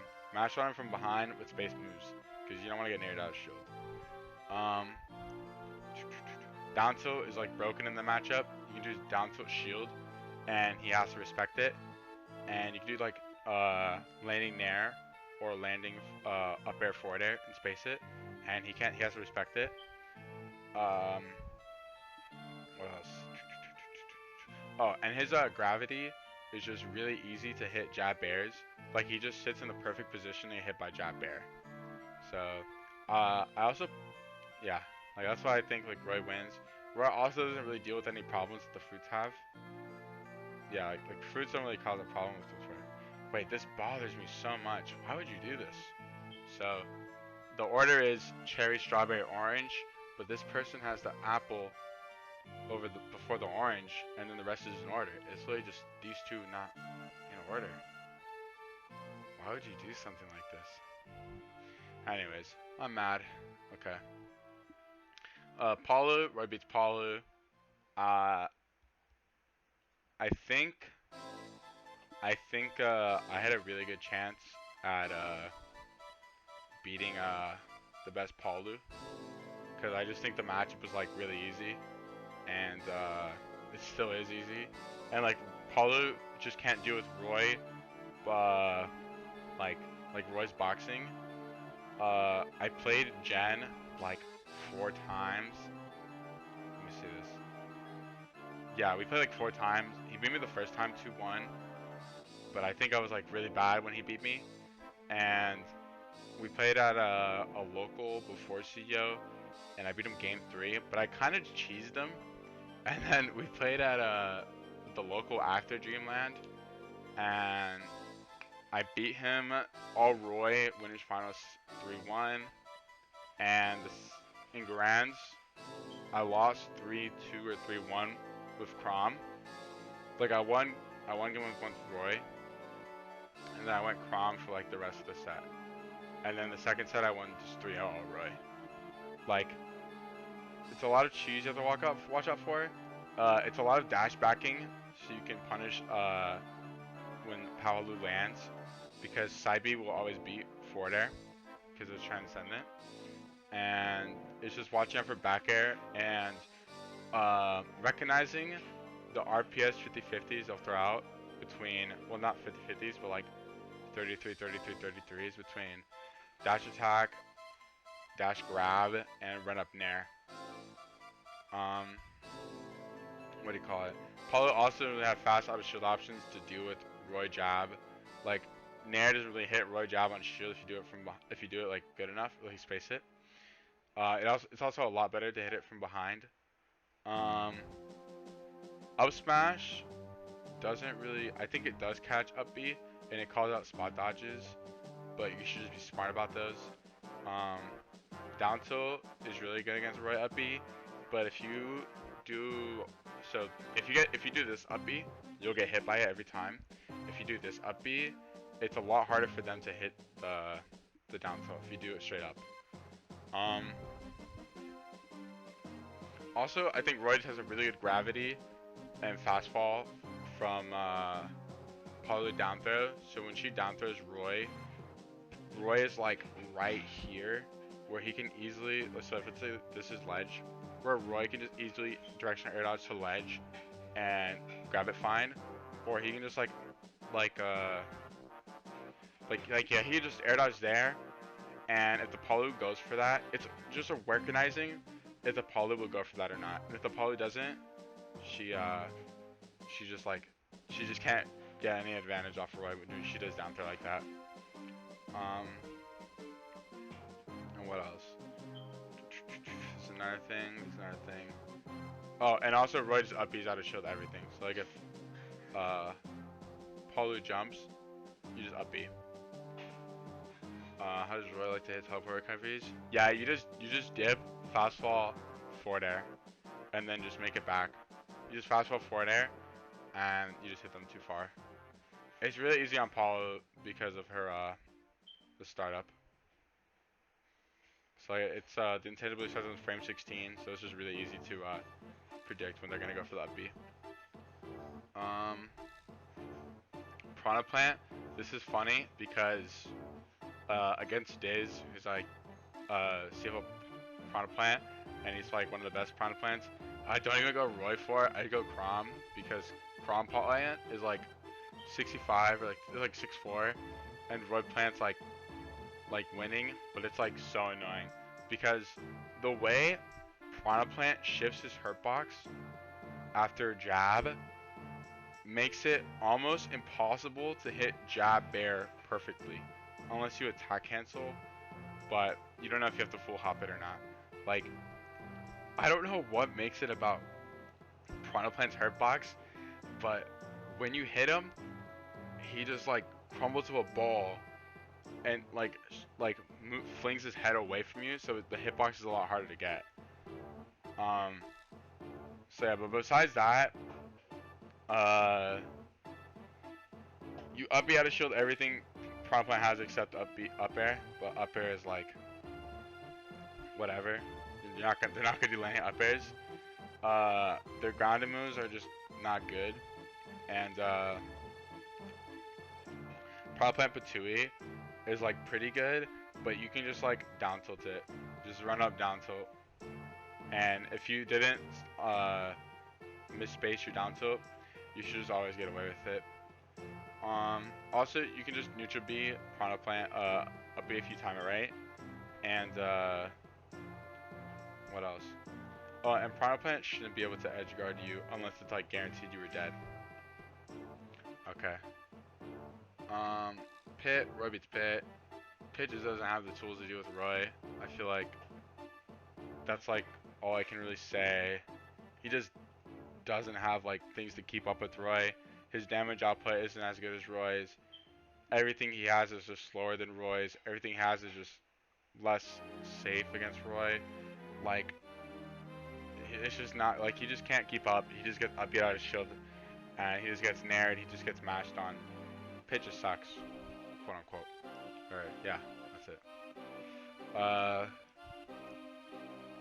I think Roy beats PT. Instant raw bait is the fastest attack cancel where? Yeah, it is. I think it is, but with attack cancel, I think you send yourself farther than regular IRAR. And you can only straw hop it. Okay, so PT. So this is actually really funny. So like, when I played, I think I'm like one of the best people against PT. Like I just really like understand what the character just has, and they're just really easy to beat. So like, Squirtle.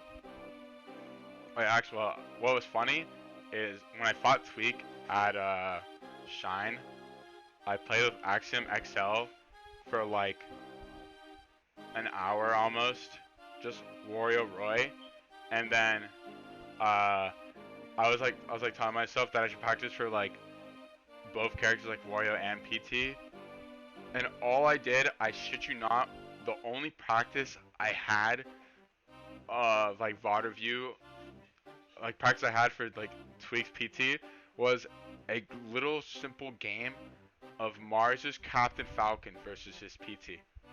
That was the only like game I studied of Tweak's PT. Okay. Besides that, so Squirtle specifically is probably the easiest one for Roy. Besides like, I think Ivy might be easier too. You just gotta play. So like, this stuff I don't really care about. Like I don't really. It's that unsafe. I do not know that.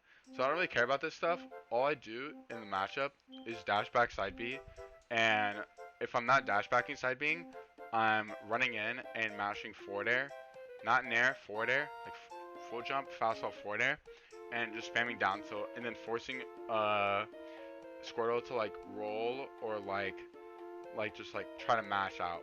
Like up B's pretty annoying too, because like frame 9 and you can't jab Squirtle shield, but you shouldn't be jabbing Squirtle shield anyways, because most likely than not, you're not killing Squirtle off jab air. You're gonna kill Squirtle off like down tilt, pivot cancel like F tilt, or just like down tilt side B cheese or something. You're not jab bearing Squirtle. Ivy is a lot more like mash on Squirtle on Ivy, because the fastest option of shield is Bear and Nair, but Bear doesn't have really good hitboxes, and so but you can just mash down tilt, Nair, and forward air on Ivy, and they just have to respect it, especially from the front. If you're from the front, it's almost impossible. Space the fairs, always space your fairs. Razor Leaf isn't a problem because they always have to retreat with it, and it'll literally just give you more space to, well, it just give them less space and you more space to dash back for, and it's just like super easy. You just run in, shield the Razor Leaves, and then pressure them, because Ivy can't do anything when they get pressured. Um, that's really it. And you can just destroy all the tilts Ivysaur has. Like they're not good. They're not good. I think Charizard does the best against Roy because of Nair being so safe and so big. And I think Jab is also pretty good against Roy just because it's so fast. And having up smash frame 6 and up B frame 9 makes it impossible to just jab Charizard, which is usually when he's around the jab bear percent. And you have to respect him when he has a up smash priority. So you just gotta respect him a lot more than the other two Pokemon, and you gotta grab him a lot. And you gotta watch out for spot dodge cancel up smashes. So it's best to play from behind him and make sure you don't get hit by up B. And if you do get hit by up B, make sure you die the other way, so you don't get cheesed. Also, if Charizard's landing with Nair, you can just up B that right when he's about to hit your thing.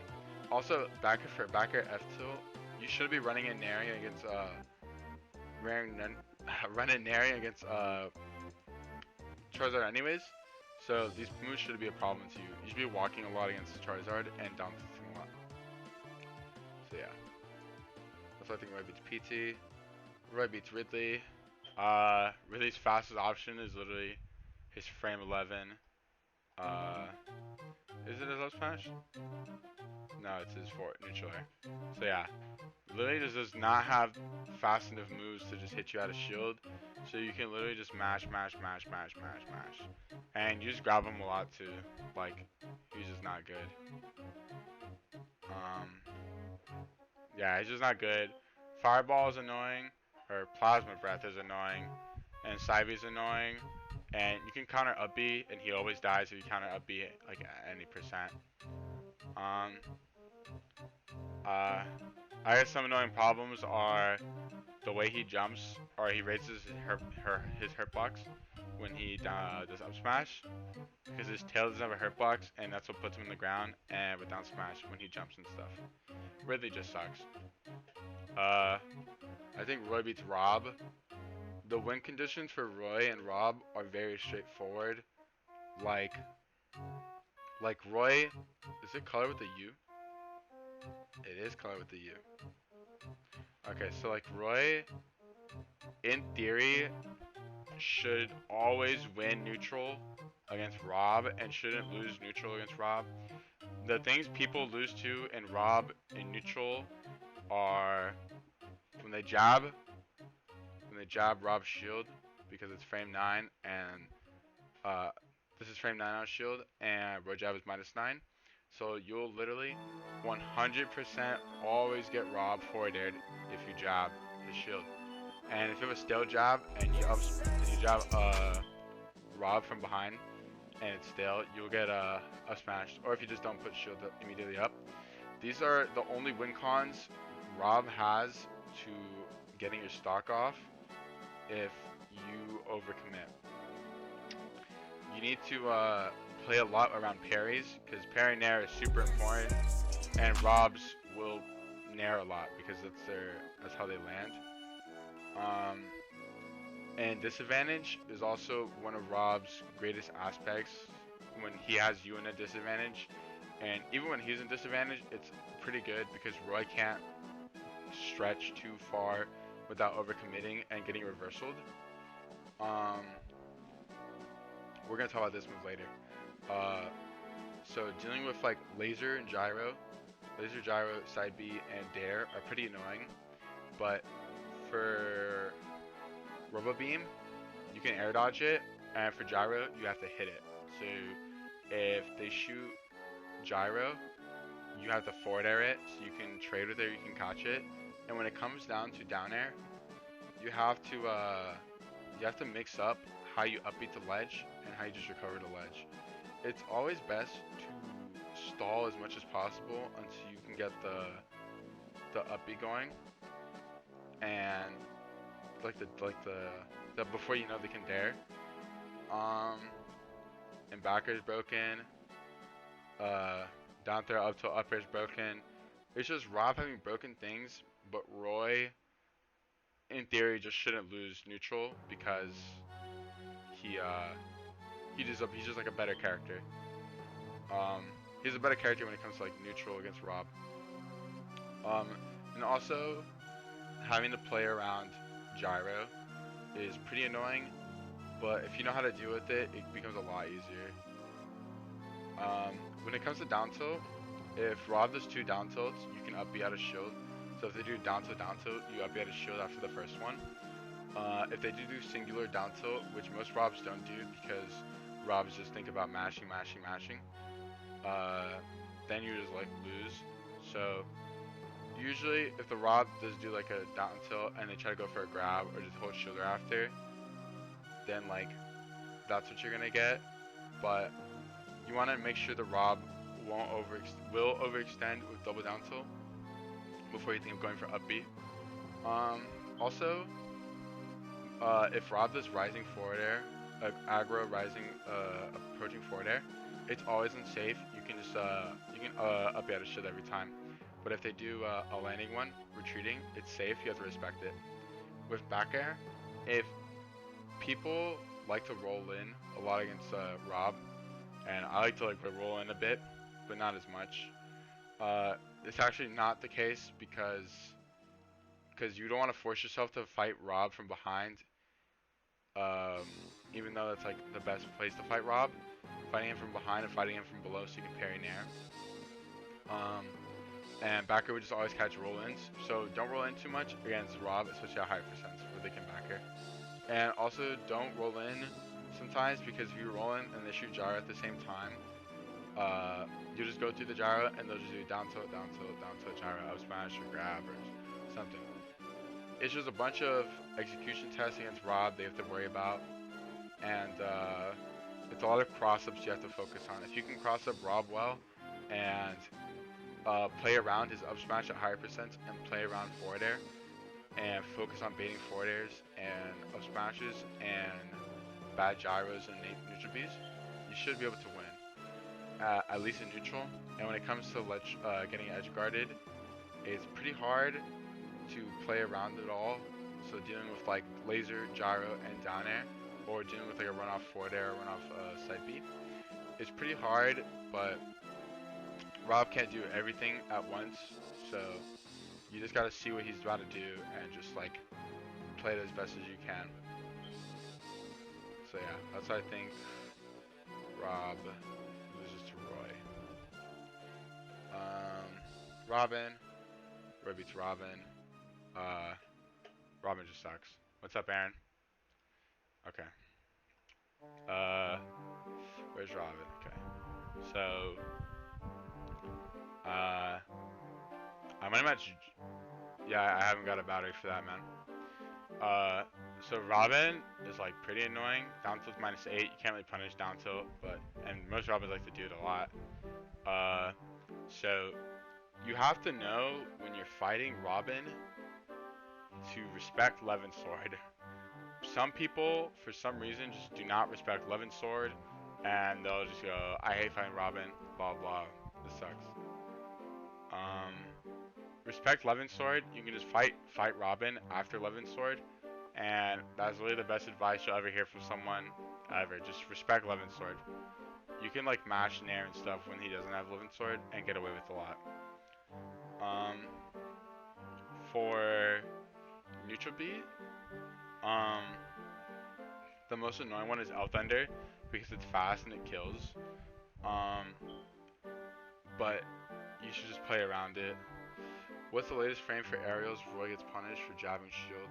-9. Or frame 9. For Saibi at ledge trapping, it's honestly like a matchup thing where you can just jump at like a perfect time. I don't know like the specifics of it, but it's pretty easy to deal with once you get the hang of it. What do you call it? Yeah. Roy beats Rosa. Sorry, the Buzz stands, the Buzz subs, the Buzz fans, and the Buzz. Roy is probably one of Rosa's like hardest matchups. Uh, Cause like Roy just beats. Wait, this is gonna be so cringe. Roy just beats everything that Rosa has when it comes to like her on the ground and him in the air. The only annoying thing is up smash is just frame 8, and it just being a sweet spot all the way through. Uh, Neutral is annoying. You want to up B preemptively if you see her jump on you. You don't want to give her a chance to be able to nair you because it's so safe on shield. And usually if they do like a nair on shield, they're gonna match like jab or like a lunar landing dash grab, which is usually what like the Buzz likes to do too. So it's a matter of upping before they do the aerial or when they do the aerial and before it hits your shield. That's like the best part of up B. And backer is annoying, but if they backer your shield, you just run up and do it. You just run up and just like just sit there and go like, what? Like, Rosa can't get away with backering your shield because of how floaty she is. So you just run up after her. And a lot of it is, a lot of things with Rosa 2 is getting conditioned by the lunar landing, where Luma will hit you and then she can get a grab, like a boost grab. Watch out for boost grabs is really good, and you can actually just up B right after the Luma hits you. It's just a matter of being like prepared for it and going, oh shit, like I'm getting boost grabs right now.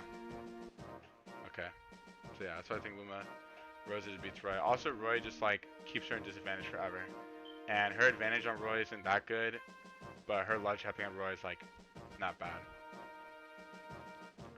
I think Roy beats Sheik. I had to play the matchup a lot more offline, but I think when I played Void at Frostbite, I flubbed so much, and like I missed like 2 job bears that just would have won me the game, which was like pretty annoying, but like it is what it is. What do you call it? Sheik is like another character who like she just gets away with so much, and people don't like call her out for it. Like I want everyone to know here that like Sheik F-Tilt is minus 15 on shield. Like you should. Some characters can just up smash out of shield. Sheik F-Tilt, like it's a bad move. Up tilt is minus 11. Down tilt is minus 16. Like all her moves are just so unsafe. Like Roy can drop shield, jump side beat that. Like it's just a lot. Only her arrows are really safe. And it's another thing of just calling out when she's gonna do like a landing aerial, and then just upping her for doing it.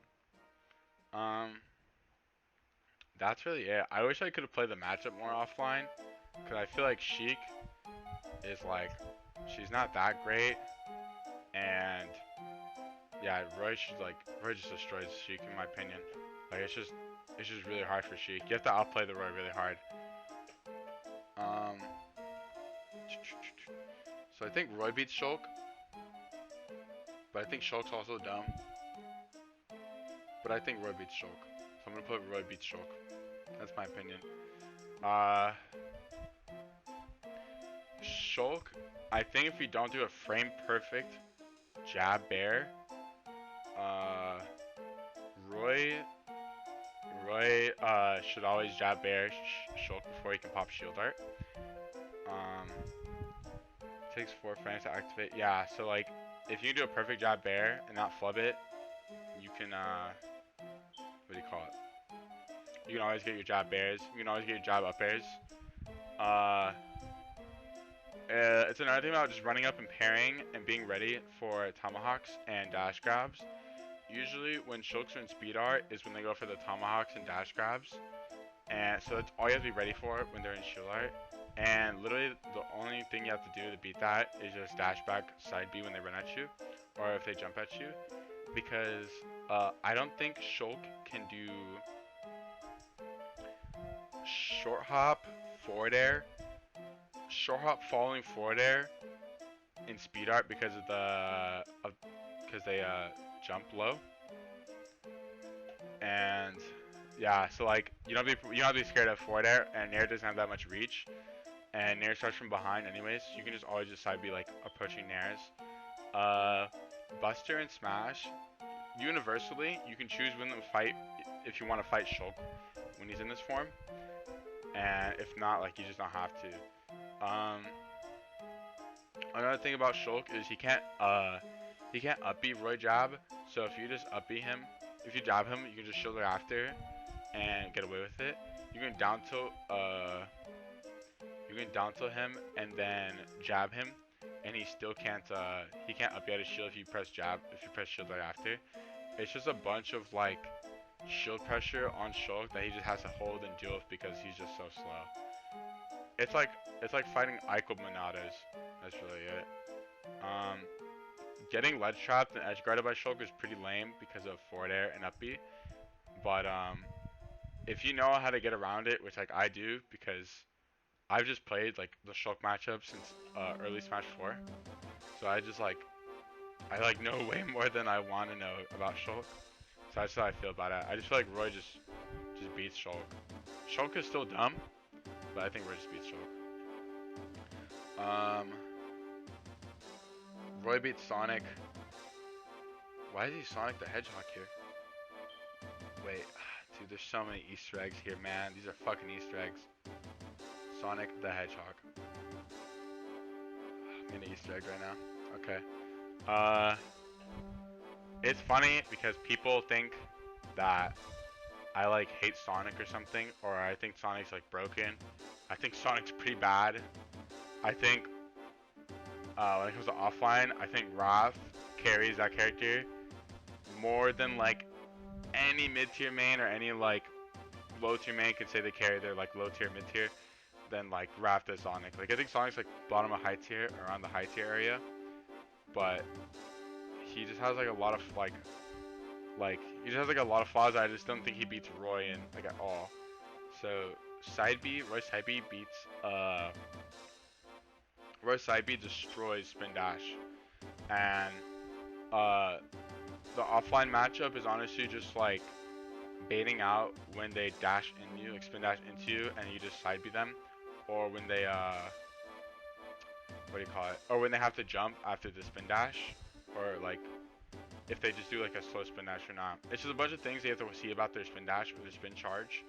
That is it's pretty easy to notice when you know the matchup, and it's just pretty easy to deal with. None of his aerials are safe on shield besides Nair, and what do you call it? I don't really know what Sonics do after they land on shield with Nair. They probably do like a F tilt or a down tilt, but yeah, none of his moves are safe at all. And he has really slow out of shield options. The fastest one is frame 8 forward air. So if you bully him from behind, he has to like roll, or he has to like roll, or if you don't space your move, you get naired out of shield. But usually that's not the case. He has to like roll and then just hope to spin dash out. Ledge trapping Sonic is really easy because you just sit there and just like mash Nair at the corner, and his edge guarding, it's not that scary until you can do drop zone forward air, but you just have to be prepared for the forward air and you'll be fine, because if he does the forward air and commits to it and you play around it, he can't do the spring thing. And if you're getting springed by Sonic, it's best to just take the percent and just keep mashing up B. That's like what I do, and it always works. And Sonic can't really box with Roy, and like it's just like so easy for Roy to just do anything. So like instead of doing down tilt jab against Sonic, you want to do down tilt Nair and down tilt side B. It's just really hard for Sonic to deal with it. Okay.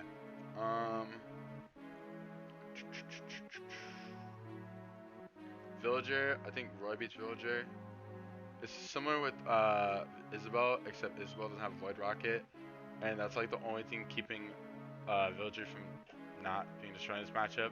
That and Bowling Ball, and yeah, that Bowling Ball and Nair are just really good for Villager because it's -4, 5, and Bowling Ball is just Bowling Ball. Like what can Roy do about it?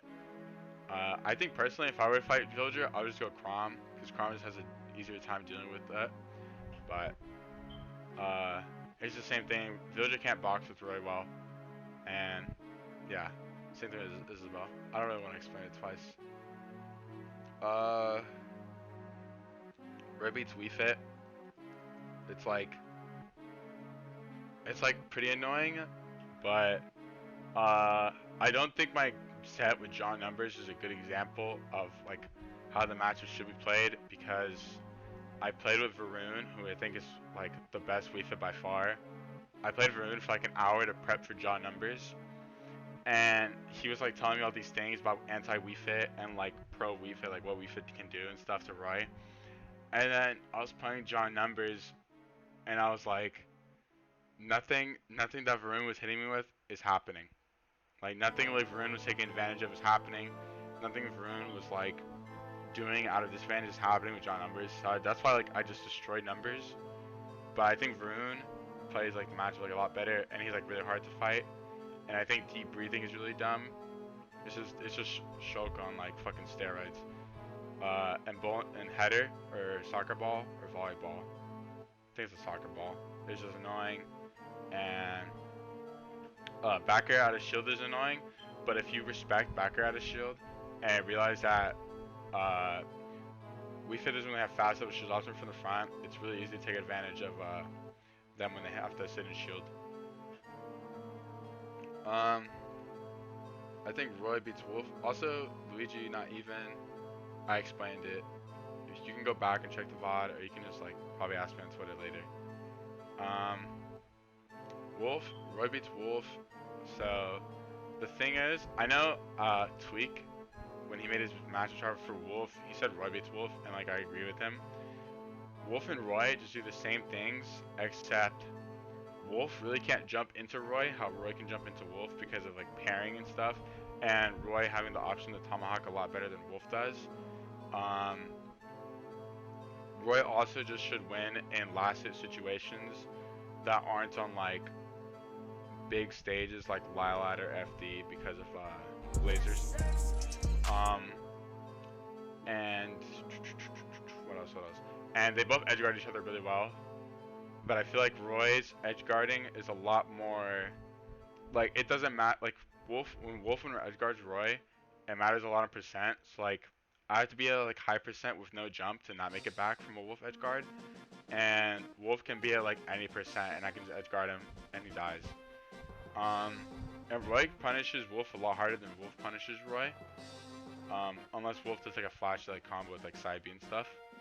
Or if he does like a forward air and air back air, like a nair forward air back air, something like that. But Roy just gets so much off putting Wolf in disadvantage, and Wolf just has a really hard time getting out of disadvantage if he can't nair. So the win con for this matchup is making Wolf unable to nair or to like achieve like getting out of disadvantage or winning neutral with nair. That's like that's mainly how you should beat Wolf. Roy beats Yoshi. Yoshi, like, it's the same thing too. You just gotta grab Yoshi a lot because they don't feel like spot dodging, because they want to up smash and they want to bear out of shield, and they want to nair out of shield because nair's frame 6, bear's frame 14, but yeah, bear's frame 14. Oh, they want to up air out of shield, not bear. Up air out of shield, and they want to up smash out of shield, which is frame 11. So they want to do their fast frame moves. So they want to hit they want you to hit their shield, and they want you to shield too, so you can get hit by down B and get hit by neutral B. So I think this matchup is a lot of up Bs preemptively, so you don't tank the hits, and it's a lot of grabbing when you get close to Yoshi. Just always grab him first, because Yoshi will just wait for you to choose an option to hit his shield, and you just grab him and you just hit him. You just beat him for it. You can up B, and you can up smash, up tilt, and forward tilt. Well, forward tilt, you're less likely to up smash, but you can up B that. And you can jump side B, up tilt, and forward tilt. Down tilt, you can up B if it's not space, but Yoshis don't go for it anyways unless you're looking for a tech read. Down air is annoying. You can just mash up B after the hit gets done, but that's also another reason why you don't want to get you don't want to shield against Yoshi and just wait for them to hit your shield, because of like moves like down air, neutral B, and down B. So Also, forward air is a good move to upbeat preemptively, and you should be calling out double jump armor a lot with back air, so it pushes them back, and you can do like back air, fast fall, and then since they have no double jump because you broke the armor, they have to like air dodge or just mash an aerial, which can be like a free F smash or free side B. Pushing Yoshi to disadvantage, breaking the double jump is like super crucial. Zelda, I think Roy beats Zelda. I think I was really bad at the matchup like a while ago, and then I eventually just got better at it. And it's a lot of baiting. It's a lot of upbeat out of shield. It's a lot of don't jab Zelda shield because you don't want to get lightning kicked because they both come out frame 9, which is the same frame that Roy jab is unsafe. And you don't want to mash down tilt jab or down tilt anything. You want to down tilt and then hold shield. So you're gonna have to respect Zelda a lot, but it's only in little situations like those where you have to respect Zelda. And also, I think dealing with Phantom is pretty weird still, but I think everything else is like just super easy. Oh shit. Thanks for the raid script. Nutribee, it's also just baiting out Nutribee and stuff. So like, just bait out Nutribee. You can really drop shield, F smash it, frame perfect, and just get that done. But yeah, it's a lot of upbeats out of shield, and it's a lot of just knowing what she's gonna go for. And I wish I could go more in depth on how to beat Phantom, but I really don't know how to put into words. I kind of just run in sometimes. I also think Roy beats ZSS. Cola beating Kuro and Mars, and I also beat Kuro. It just shows like, and Tweak beating Mars at Gommel with his Pocket Roy. It just shows like how hard ZSS has to work against Roy, and she's just so light, and she has to force herself in the air every time. So like, forward air, all her arrows are safe against Roy except like there, but none of it does there.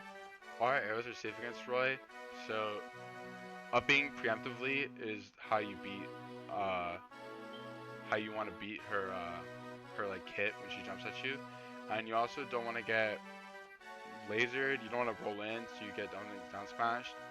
And you don't want to press unsafe moves a higher percent so you don't get upbeat out of shield.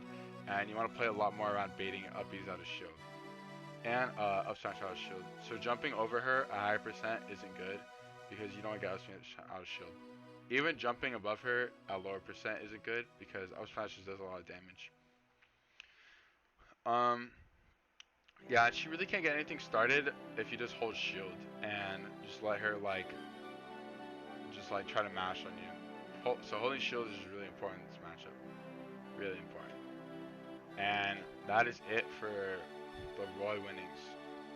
The other characters I think Roy could beat is Bowser. I think Roy might be able to beat Bowser if you play it optimally. I think Roy can beat Chrom.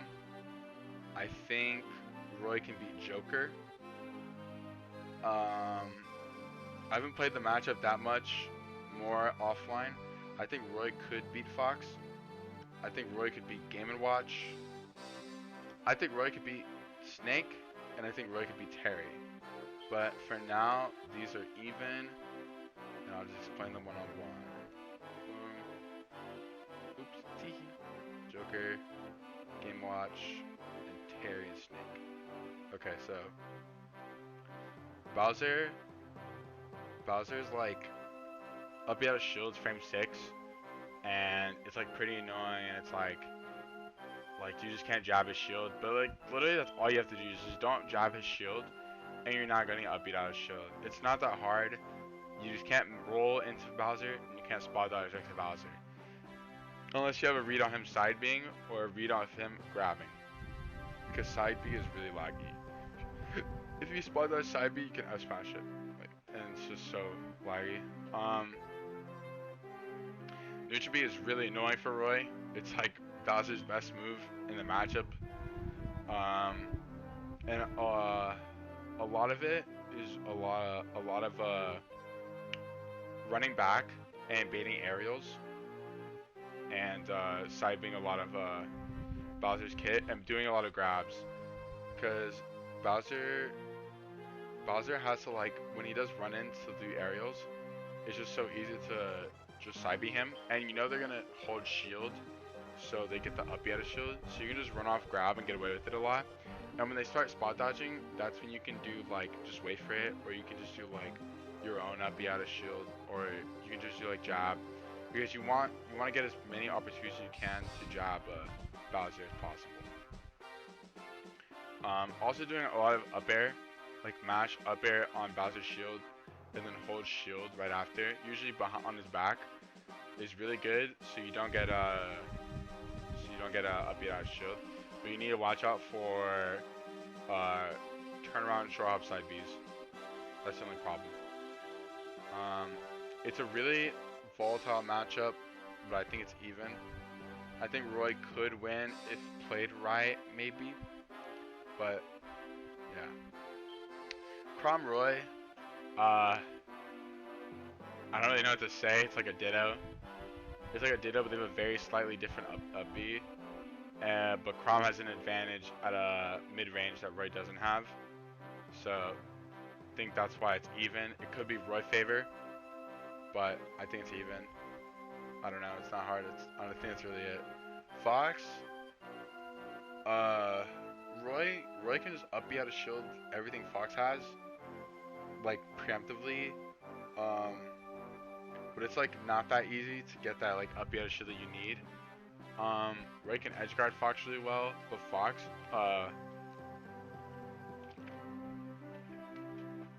puts Roy in a blender really easily, and that's like the one flaw about the matchup. It's just how easy Fox's advantage can be, and how suddenly Roy can have a bad disadvantage against Fox.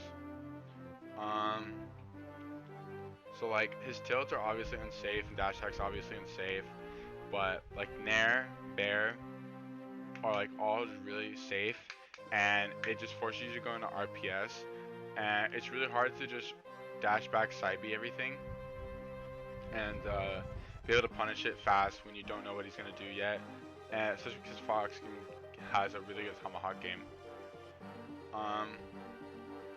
What else?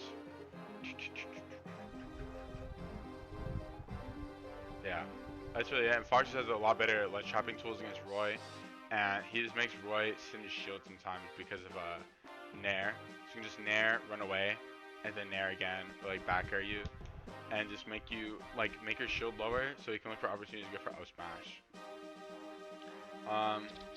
Your win cons matchups to get a lot of up Bs and to get early kills as fast as possible, and just hold on to your lead so you can side B and up B a lot, and also just hold shield on the matchup. Joker, I think Roy could be Joker. The Neo song is called Closer. Roy could be Joker, but Joker is just so dumb when he gets Arsene that it's just really hard. Bear, F tilt isn't even that annoying because you can jump side B Joker F tilt every time. The other one, it's dude, don't do me this, man. You're doing me dirty right now. It's not as dependent, it's not closer. It's I'm looking it up, dude.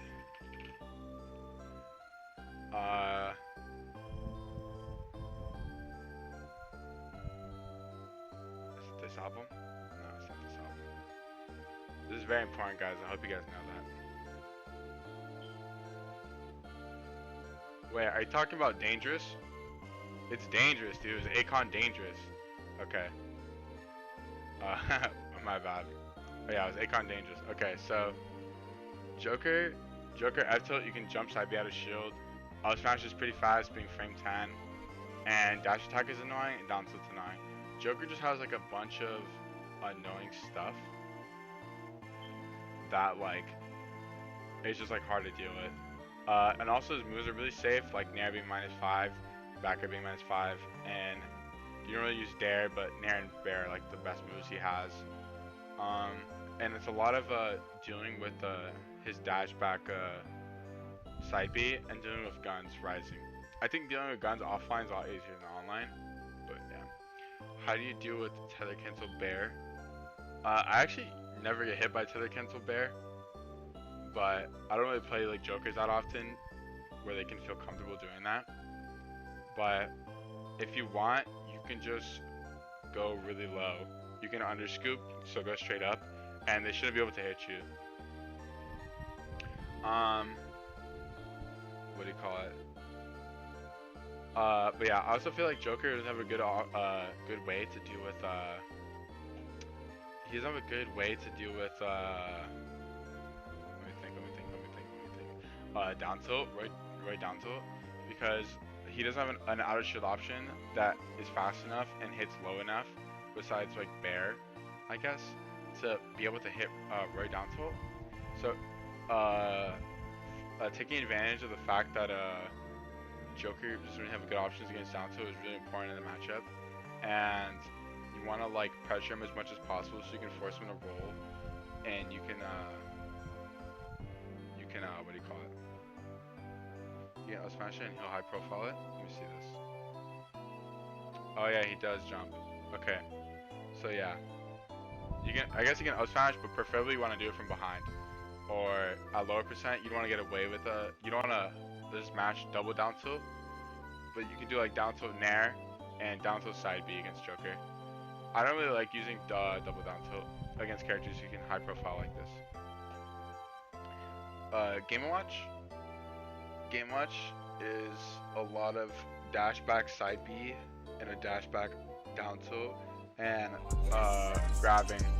So everyone knows the meme of like frame 3 up at a shield, but Game Watchers can't like they can't spot dodge up B. They can't like up B in the middle of their spot dodge. They can only up B at a shield or just regular up B. So if you're fighting a Game Watch who focuses on using up B at a shield, you mainly just want to do like dash grabs or safe pokes with like Roy side B. You shouldn't be scared to do a dash grab on Game Watch if you know they're gonna go for the up B at a shield if you've been hitting them a lot in the beginning with it a lot, because then there's no reason to spot dodge. But when you start grabbing them a lot and they start spot dodging a lot, you can just side B them. Another thing is you can so you can't really punish Game Watch nair up B, but you want to do it preemptively. So if you see Game Watch run at you and they jump, you need to up B like immediately, so before they can draw the nair. Bear is annoying, but it's not that safe. You can jump side B the last hit of Bear. It's pretty annoying because you have to wait for the landing hitbox, but you can jump side B it before he can do anything. Dare, if you're having trouble doing with Dare and you're like juggling, you can just jump counter it, or you can just bait it. So you can just full jump or short hop and then fast fall, and then you see him come down and you can like dash back F smash or what do you call it? Yeah, just dash back F smash. That's how I beat it. Or you can just try to trade with it with backer if you get lucky enough.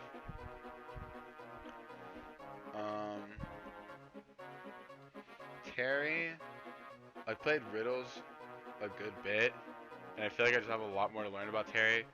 But I think Terry Roy's even only because of go mode and how like just broken go mode is, and how good the powered up B is. Whatever his up B is, like that I think it's called rising tackle or something. Let me see what it's called.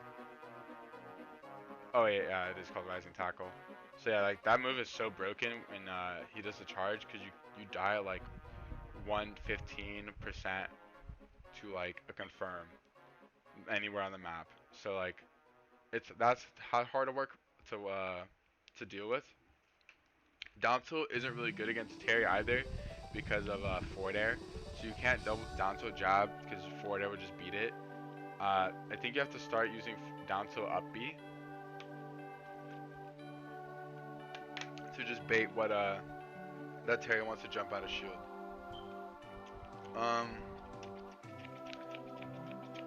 Dealing with crack shoot is hard, but you just gotta force yourself to play at a mid-range game so you can have enough time to dash back and be able to F smash crack shoot, or F smash crack shoot, or side B crack shoot.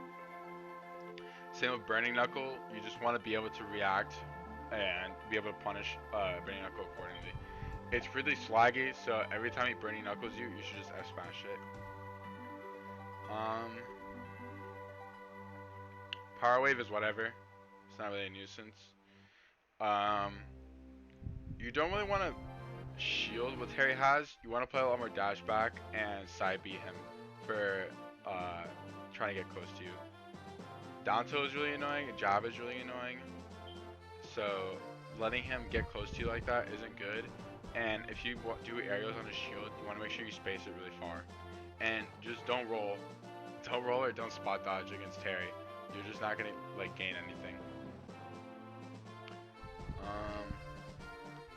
Also, up B out of shield is really good against Terry to call him out right before he lands on you. Snake. Snake is so weird to like describe. Like F tilt, you can up B F tilt 1 always, and if they go for F tilt 2, you can up smash. So if he goes for F tilt 1, you can immediately up B out of shield, and if they go for F tilt 2, you can up smash out of shield. You can up B or jump side B, snake up tilt, and you need to always jump side B, snake down tilt. You can't up B it. You have to jump side B it.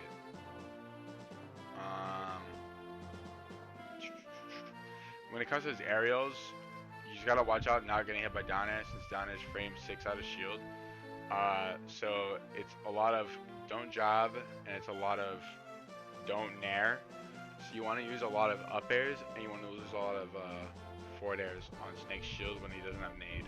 Also, I think up air is just like the best aerial against Snake, and baiting spot dodges and defensive habits like rolling is really good against Snake, and that's how you're gonna beat Snake. If you want to do a combo like down throw up air against Snake, and you know they're gonna pull nade, just do down throw dash back side B, and you can lock them with the first, not jab lock them, but you can keep them in with the first 2-3 hits, and dash back away for the grenade to hit, for the grenade to explode, so they have to shield it, and it just gets like a pretty annoying cycle where they just don't want to grenade anymore after that, because they're just going to keep losing percent, and they're just going to keep wasting their time. Or like another thing I guess is you could do like an F smash and just F smash him when he has grenade, maybe, if you really have like a read on that. Dealing with Nikita, you have to spam forward air it when he's coming at you, and you just have to hope you hit it, and you have to hope you get the timing right. That Nikita specifically is really dependent on just the Snake, because Nikita is just broken.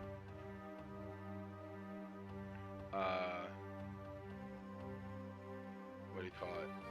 So yeah, those are, I think, so Mario, I think Mario's even, but I think these are like potential winnings if I get better on them or just think more about the matchup. But like, these are straightforward evens. Mario, it's really weird because I think Mario might beat Roy, but I feel like, I think it's safer to say it's even. It's really hard to deal with like all his combos optimally, and like dealing with his combos as best as possible and not trying not to get laddered is so hard. Flood is just so broken and it's just so hard to deal with. Having up B out of shield with Mario is really hard, and Fireball is just really good with Mario. His aerials are also just really safe, and his only flaw really is he doesn't have disjoints, and yeah, he just doesn't have disjoints. Up smash is also not safe. You can jump side B out of shield it, and I think people need to jump out of shield side B more with Roy, because people only look at the normals and they don't look at side B, which comes out frame 10 out of shield, and it's pretty good.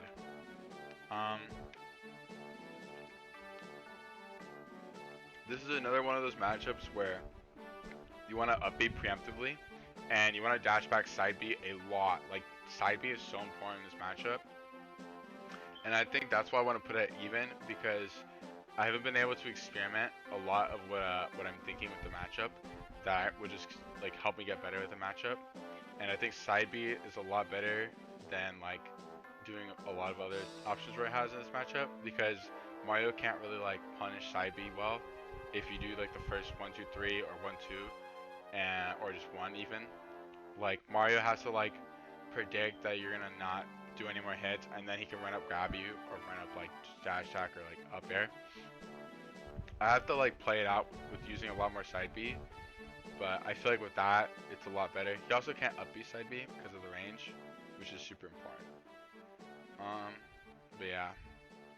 Also, Cape's just annoying to edgeguard Roy with. Mario's just a really good character. Greninja's even. I think it's like solid even. I don't think Roy loses. I just think a lot of people are bad at the Greninja matchup. Like when I fought Venia, like I fought Venia like a good amount of times, like 3 or 4 more times, and I think we're like, besides CO Dreamland, we're like 1-3, and then when I beat him, we're like 2-3.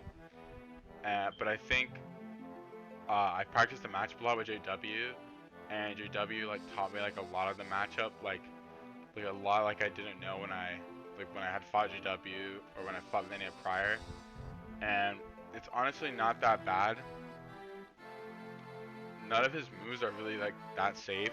You can drop side B, you can jump side B, everything he has. Dash attack isn't safe at all. You can up smash out of shield dash attack. You can up smash out of shield down tilt. Like his moves aren't safe and people just respect Greninja too much. Forward air, nair, and yeah, forward air and nair are just really good, and you should just focus on not trying to parry nair, forward air, or shield it, because it's really just not worth it. But you want to parry nair. It's also not worth it to try to parry forward air, because most of the time they're gonna space it, and the most you'll get off of it is like sour side B. You're not gonna get anything off if they space it. But from there, it's important you parry that, because depending on if you parry that consistently or not will determine how the match goes. And if you're not parrying that consistently, then they're just gonna take advantage of that over and over again. You have to respect Greninja a bit too in neutral and when you're doing combos and like mix-ups, because of Substitute. Because Substitute is way too strong for like no reason, and you're just gonna like die at like 100% or 110%. Or if you hit him at a ledge, you'll just get sent this way or like whatever off stages, and then you'll have to deal with Hydro Pump or what do you call it? Hydro Pump or like getting countered off stage. Another thing to do in order to deal with Hydro Pump when you're recovering, one, you mainly just want to go high and mix up how you land, or two, when you go high, you can just mash air dodge to the ledge and just like try to make it like back. Yeah, I know he can angle the counter anyways he wants, but when if you hit them at ledge, the counter at ledge, they'll angle it to hit you off stage so they can edge guard you. And if it's in neutral center stage, they'll hit you up so you just die. It's pretty cringe. The way to beat up B is to either, you don't want to do up Bs like this, you want to do up B straight up, where the only thing they can hit you with is a back air stage spike, or you want to do the air down stuff I was talking about.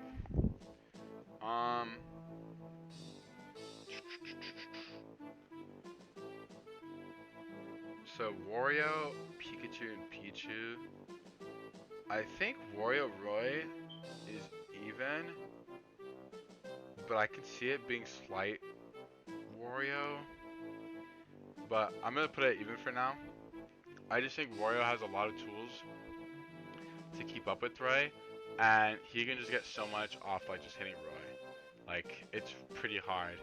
And it's weird to say too, because I feel the only Wario who really understands, like the Roy matchup is like Gluttony, and when I play him, he beats me like hard, and I get WAF comboed once every game, which is like my fault. But I think it's like also like another thing I have to get better. I have to get better at the Wario matchup to the level that he was at in the Roy matchup. So it's weird to say, but I also did beat Tweak, who's the best Wario or second best Wario. So it's like weird to say like where the matchup stands. But I think it's like even or a slight Wario. It's a lot of dash back side Bs, and it's a lot of grabbing, and it's a lot of up air to shields, and then waiting for like an option and then just grabbing him right after or down tilting him. And you have to be like you have to be ready to like tech anything when they do like forward airs and stuff, or ready for bikes. What else? What else? And that's really it. It's also like dealing with edge guarding. I think when Wario edge guards Roy, it's kind of free because of down air, and there's not much you can do about it besides mixing up how you recover. And when Wario does landing up air in your shield or landing there, you have to wait for a secondary option like a turn on grab or like a up tilt. And if they up tilt, you can up B, and if it's like a really unspaced up tilt, you can just up smash it because it's -13 and up smash comes out frame 12. That is chill. How's this no optimism? I'm being like dead serious. Like this is no like I'm not being optimistic. This is like my legit thoughts on Roy. Lose, hard lose. It's pretty weird. I just think it's like this. I've always thought it was this, and I think I always will think it's this, but I can see it being like just this. Like, Pikachu and Pichu are just way too broken, and I think I can low-key see it being this. It's just like a weird combination of just rotating of like losing and how they lose. Like, Pichu is way too small for Roy to hit, and you can't really like hit Pichu with any move that isn't down tilt, side B, or up B. But I feel like, and like T-Jaw is also just way too broken, and like I'm looking at this move, I'm just so disturbed. I'm so disturbed. Like it's just like this character is just so broken. Neutral B is just way too broken, and Pichu's just so small that everything they have is like it's just too good. Like T-Jaw and being able to run away with it, and then to be able to dash into you. Same with Pikachu. Like it's like a lot. It's like a lot to like swallow down and a lot to do to be able to keep up with Pikachu. And also Pikachu just doing like bear loops over and over again and just beating you is like pretty annoying. I also feel that like, I guess since I have ESA in my region, if I just play with ESA consistently, I can get better at the matchup, and if I'm not getting like destroyed every round or every like game I play him with, once I understand the matchup to the level that we can both understand it well at like a top level, because I don't play Pikachu that much, and he doesn't play Roy that much, so it's just a matter of understanding from both ends to like really come to a conclusion on the matchup. But yeah, it's just really hard. Both of these are really hard. Now where do I think Roy is on the tier list? I always thought Roy was like top 10, low key maybe top 5. His only problem is like his inconsistencies, because even like his inconsistencies, he like beats all these characters if everything like goes well, if like the player like just plays it right, and these are like even or slight like winning maybe. if he plays it right. Like these are all like everyone I've talked to about Greninja, well most people I talked to about Greninja say like Roy Greninja's even. Some people I talked to think Snake loses to Roy. Some people I've talked to say Joker loses to Roy. Some people I've talked to like say like Fox loses to Roy. I know people think like Wario beats Roy, Mario beats Roy, Bowser is like all this here. But like this is like pretty like general consensus. I used to think some matchups were even, like Diddy. I used to think Diddy was even. I used to think Ness was even. Pac-Man, Paulu, Lucina, Luigi, Rob, PT, Shulk, Wolf maybe, Link, Inkling. Like it's just like me getting a better understanding of all these matchups, and I just think Roy just beats them all. Like Roy is just too good of a character to lose to all these people, to all these characters. But these matchups are, I don't think, like personally, I'll probably go Chrom against Pichu all the time. But I think personally, I'll just learn the Pikachu matchup, or I'll pick up Pac-Man so I can beat Pikachu. But I'll just learn it with like Roy and see if it's worth it or not. But right now, I don't recommend anyone plays the Pikachu matchup or Pichu as Roy, especially not Pichu. And just pick up a secondary. Pick up Chrom for Pichu. Roy, I think Roy Pika is doable, but you probably have a better chance of picking up a Zoner or a character that's just good against Pikachu.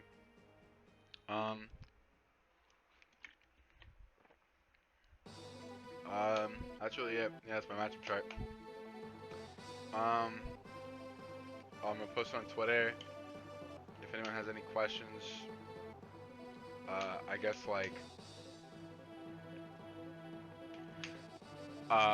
picking up a secondary is worth it if it's only for one matchup, because you only really need it for one matchup, and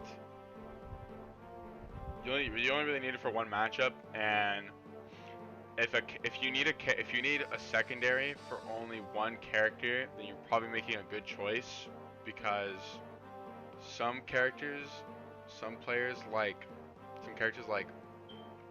Snake will need a secondary for like Game & Watch, Paul, Ness, Lucas, just because how annoying it is.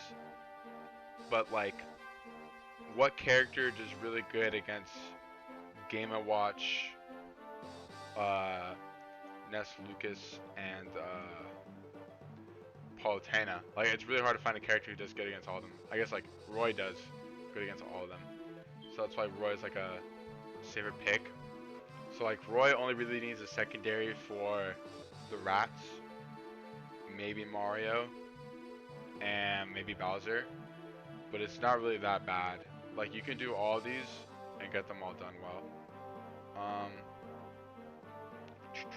Yeah, so I'm gonna end the stream here.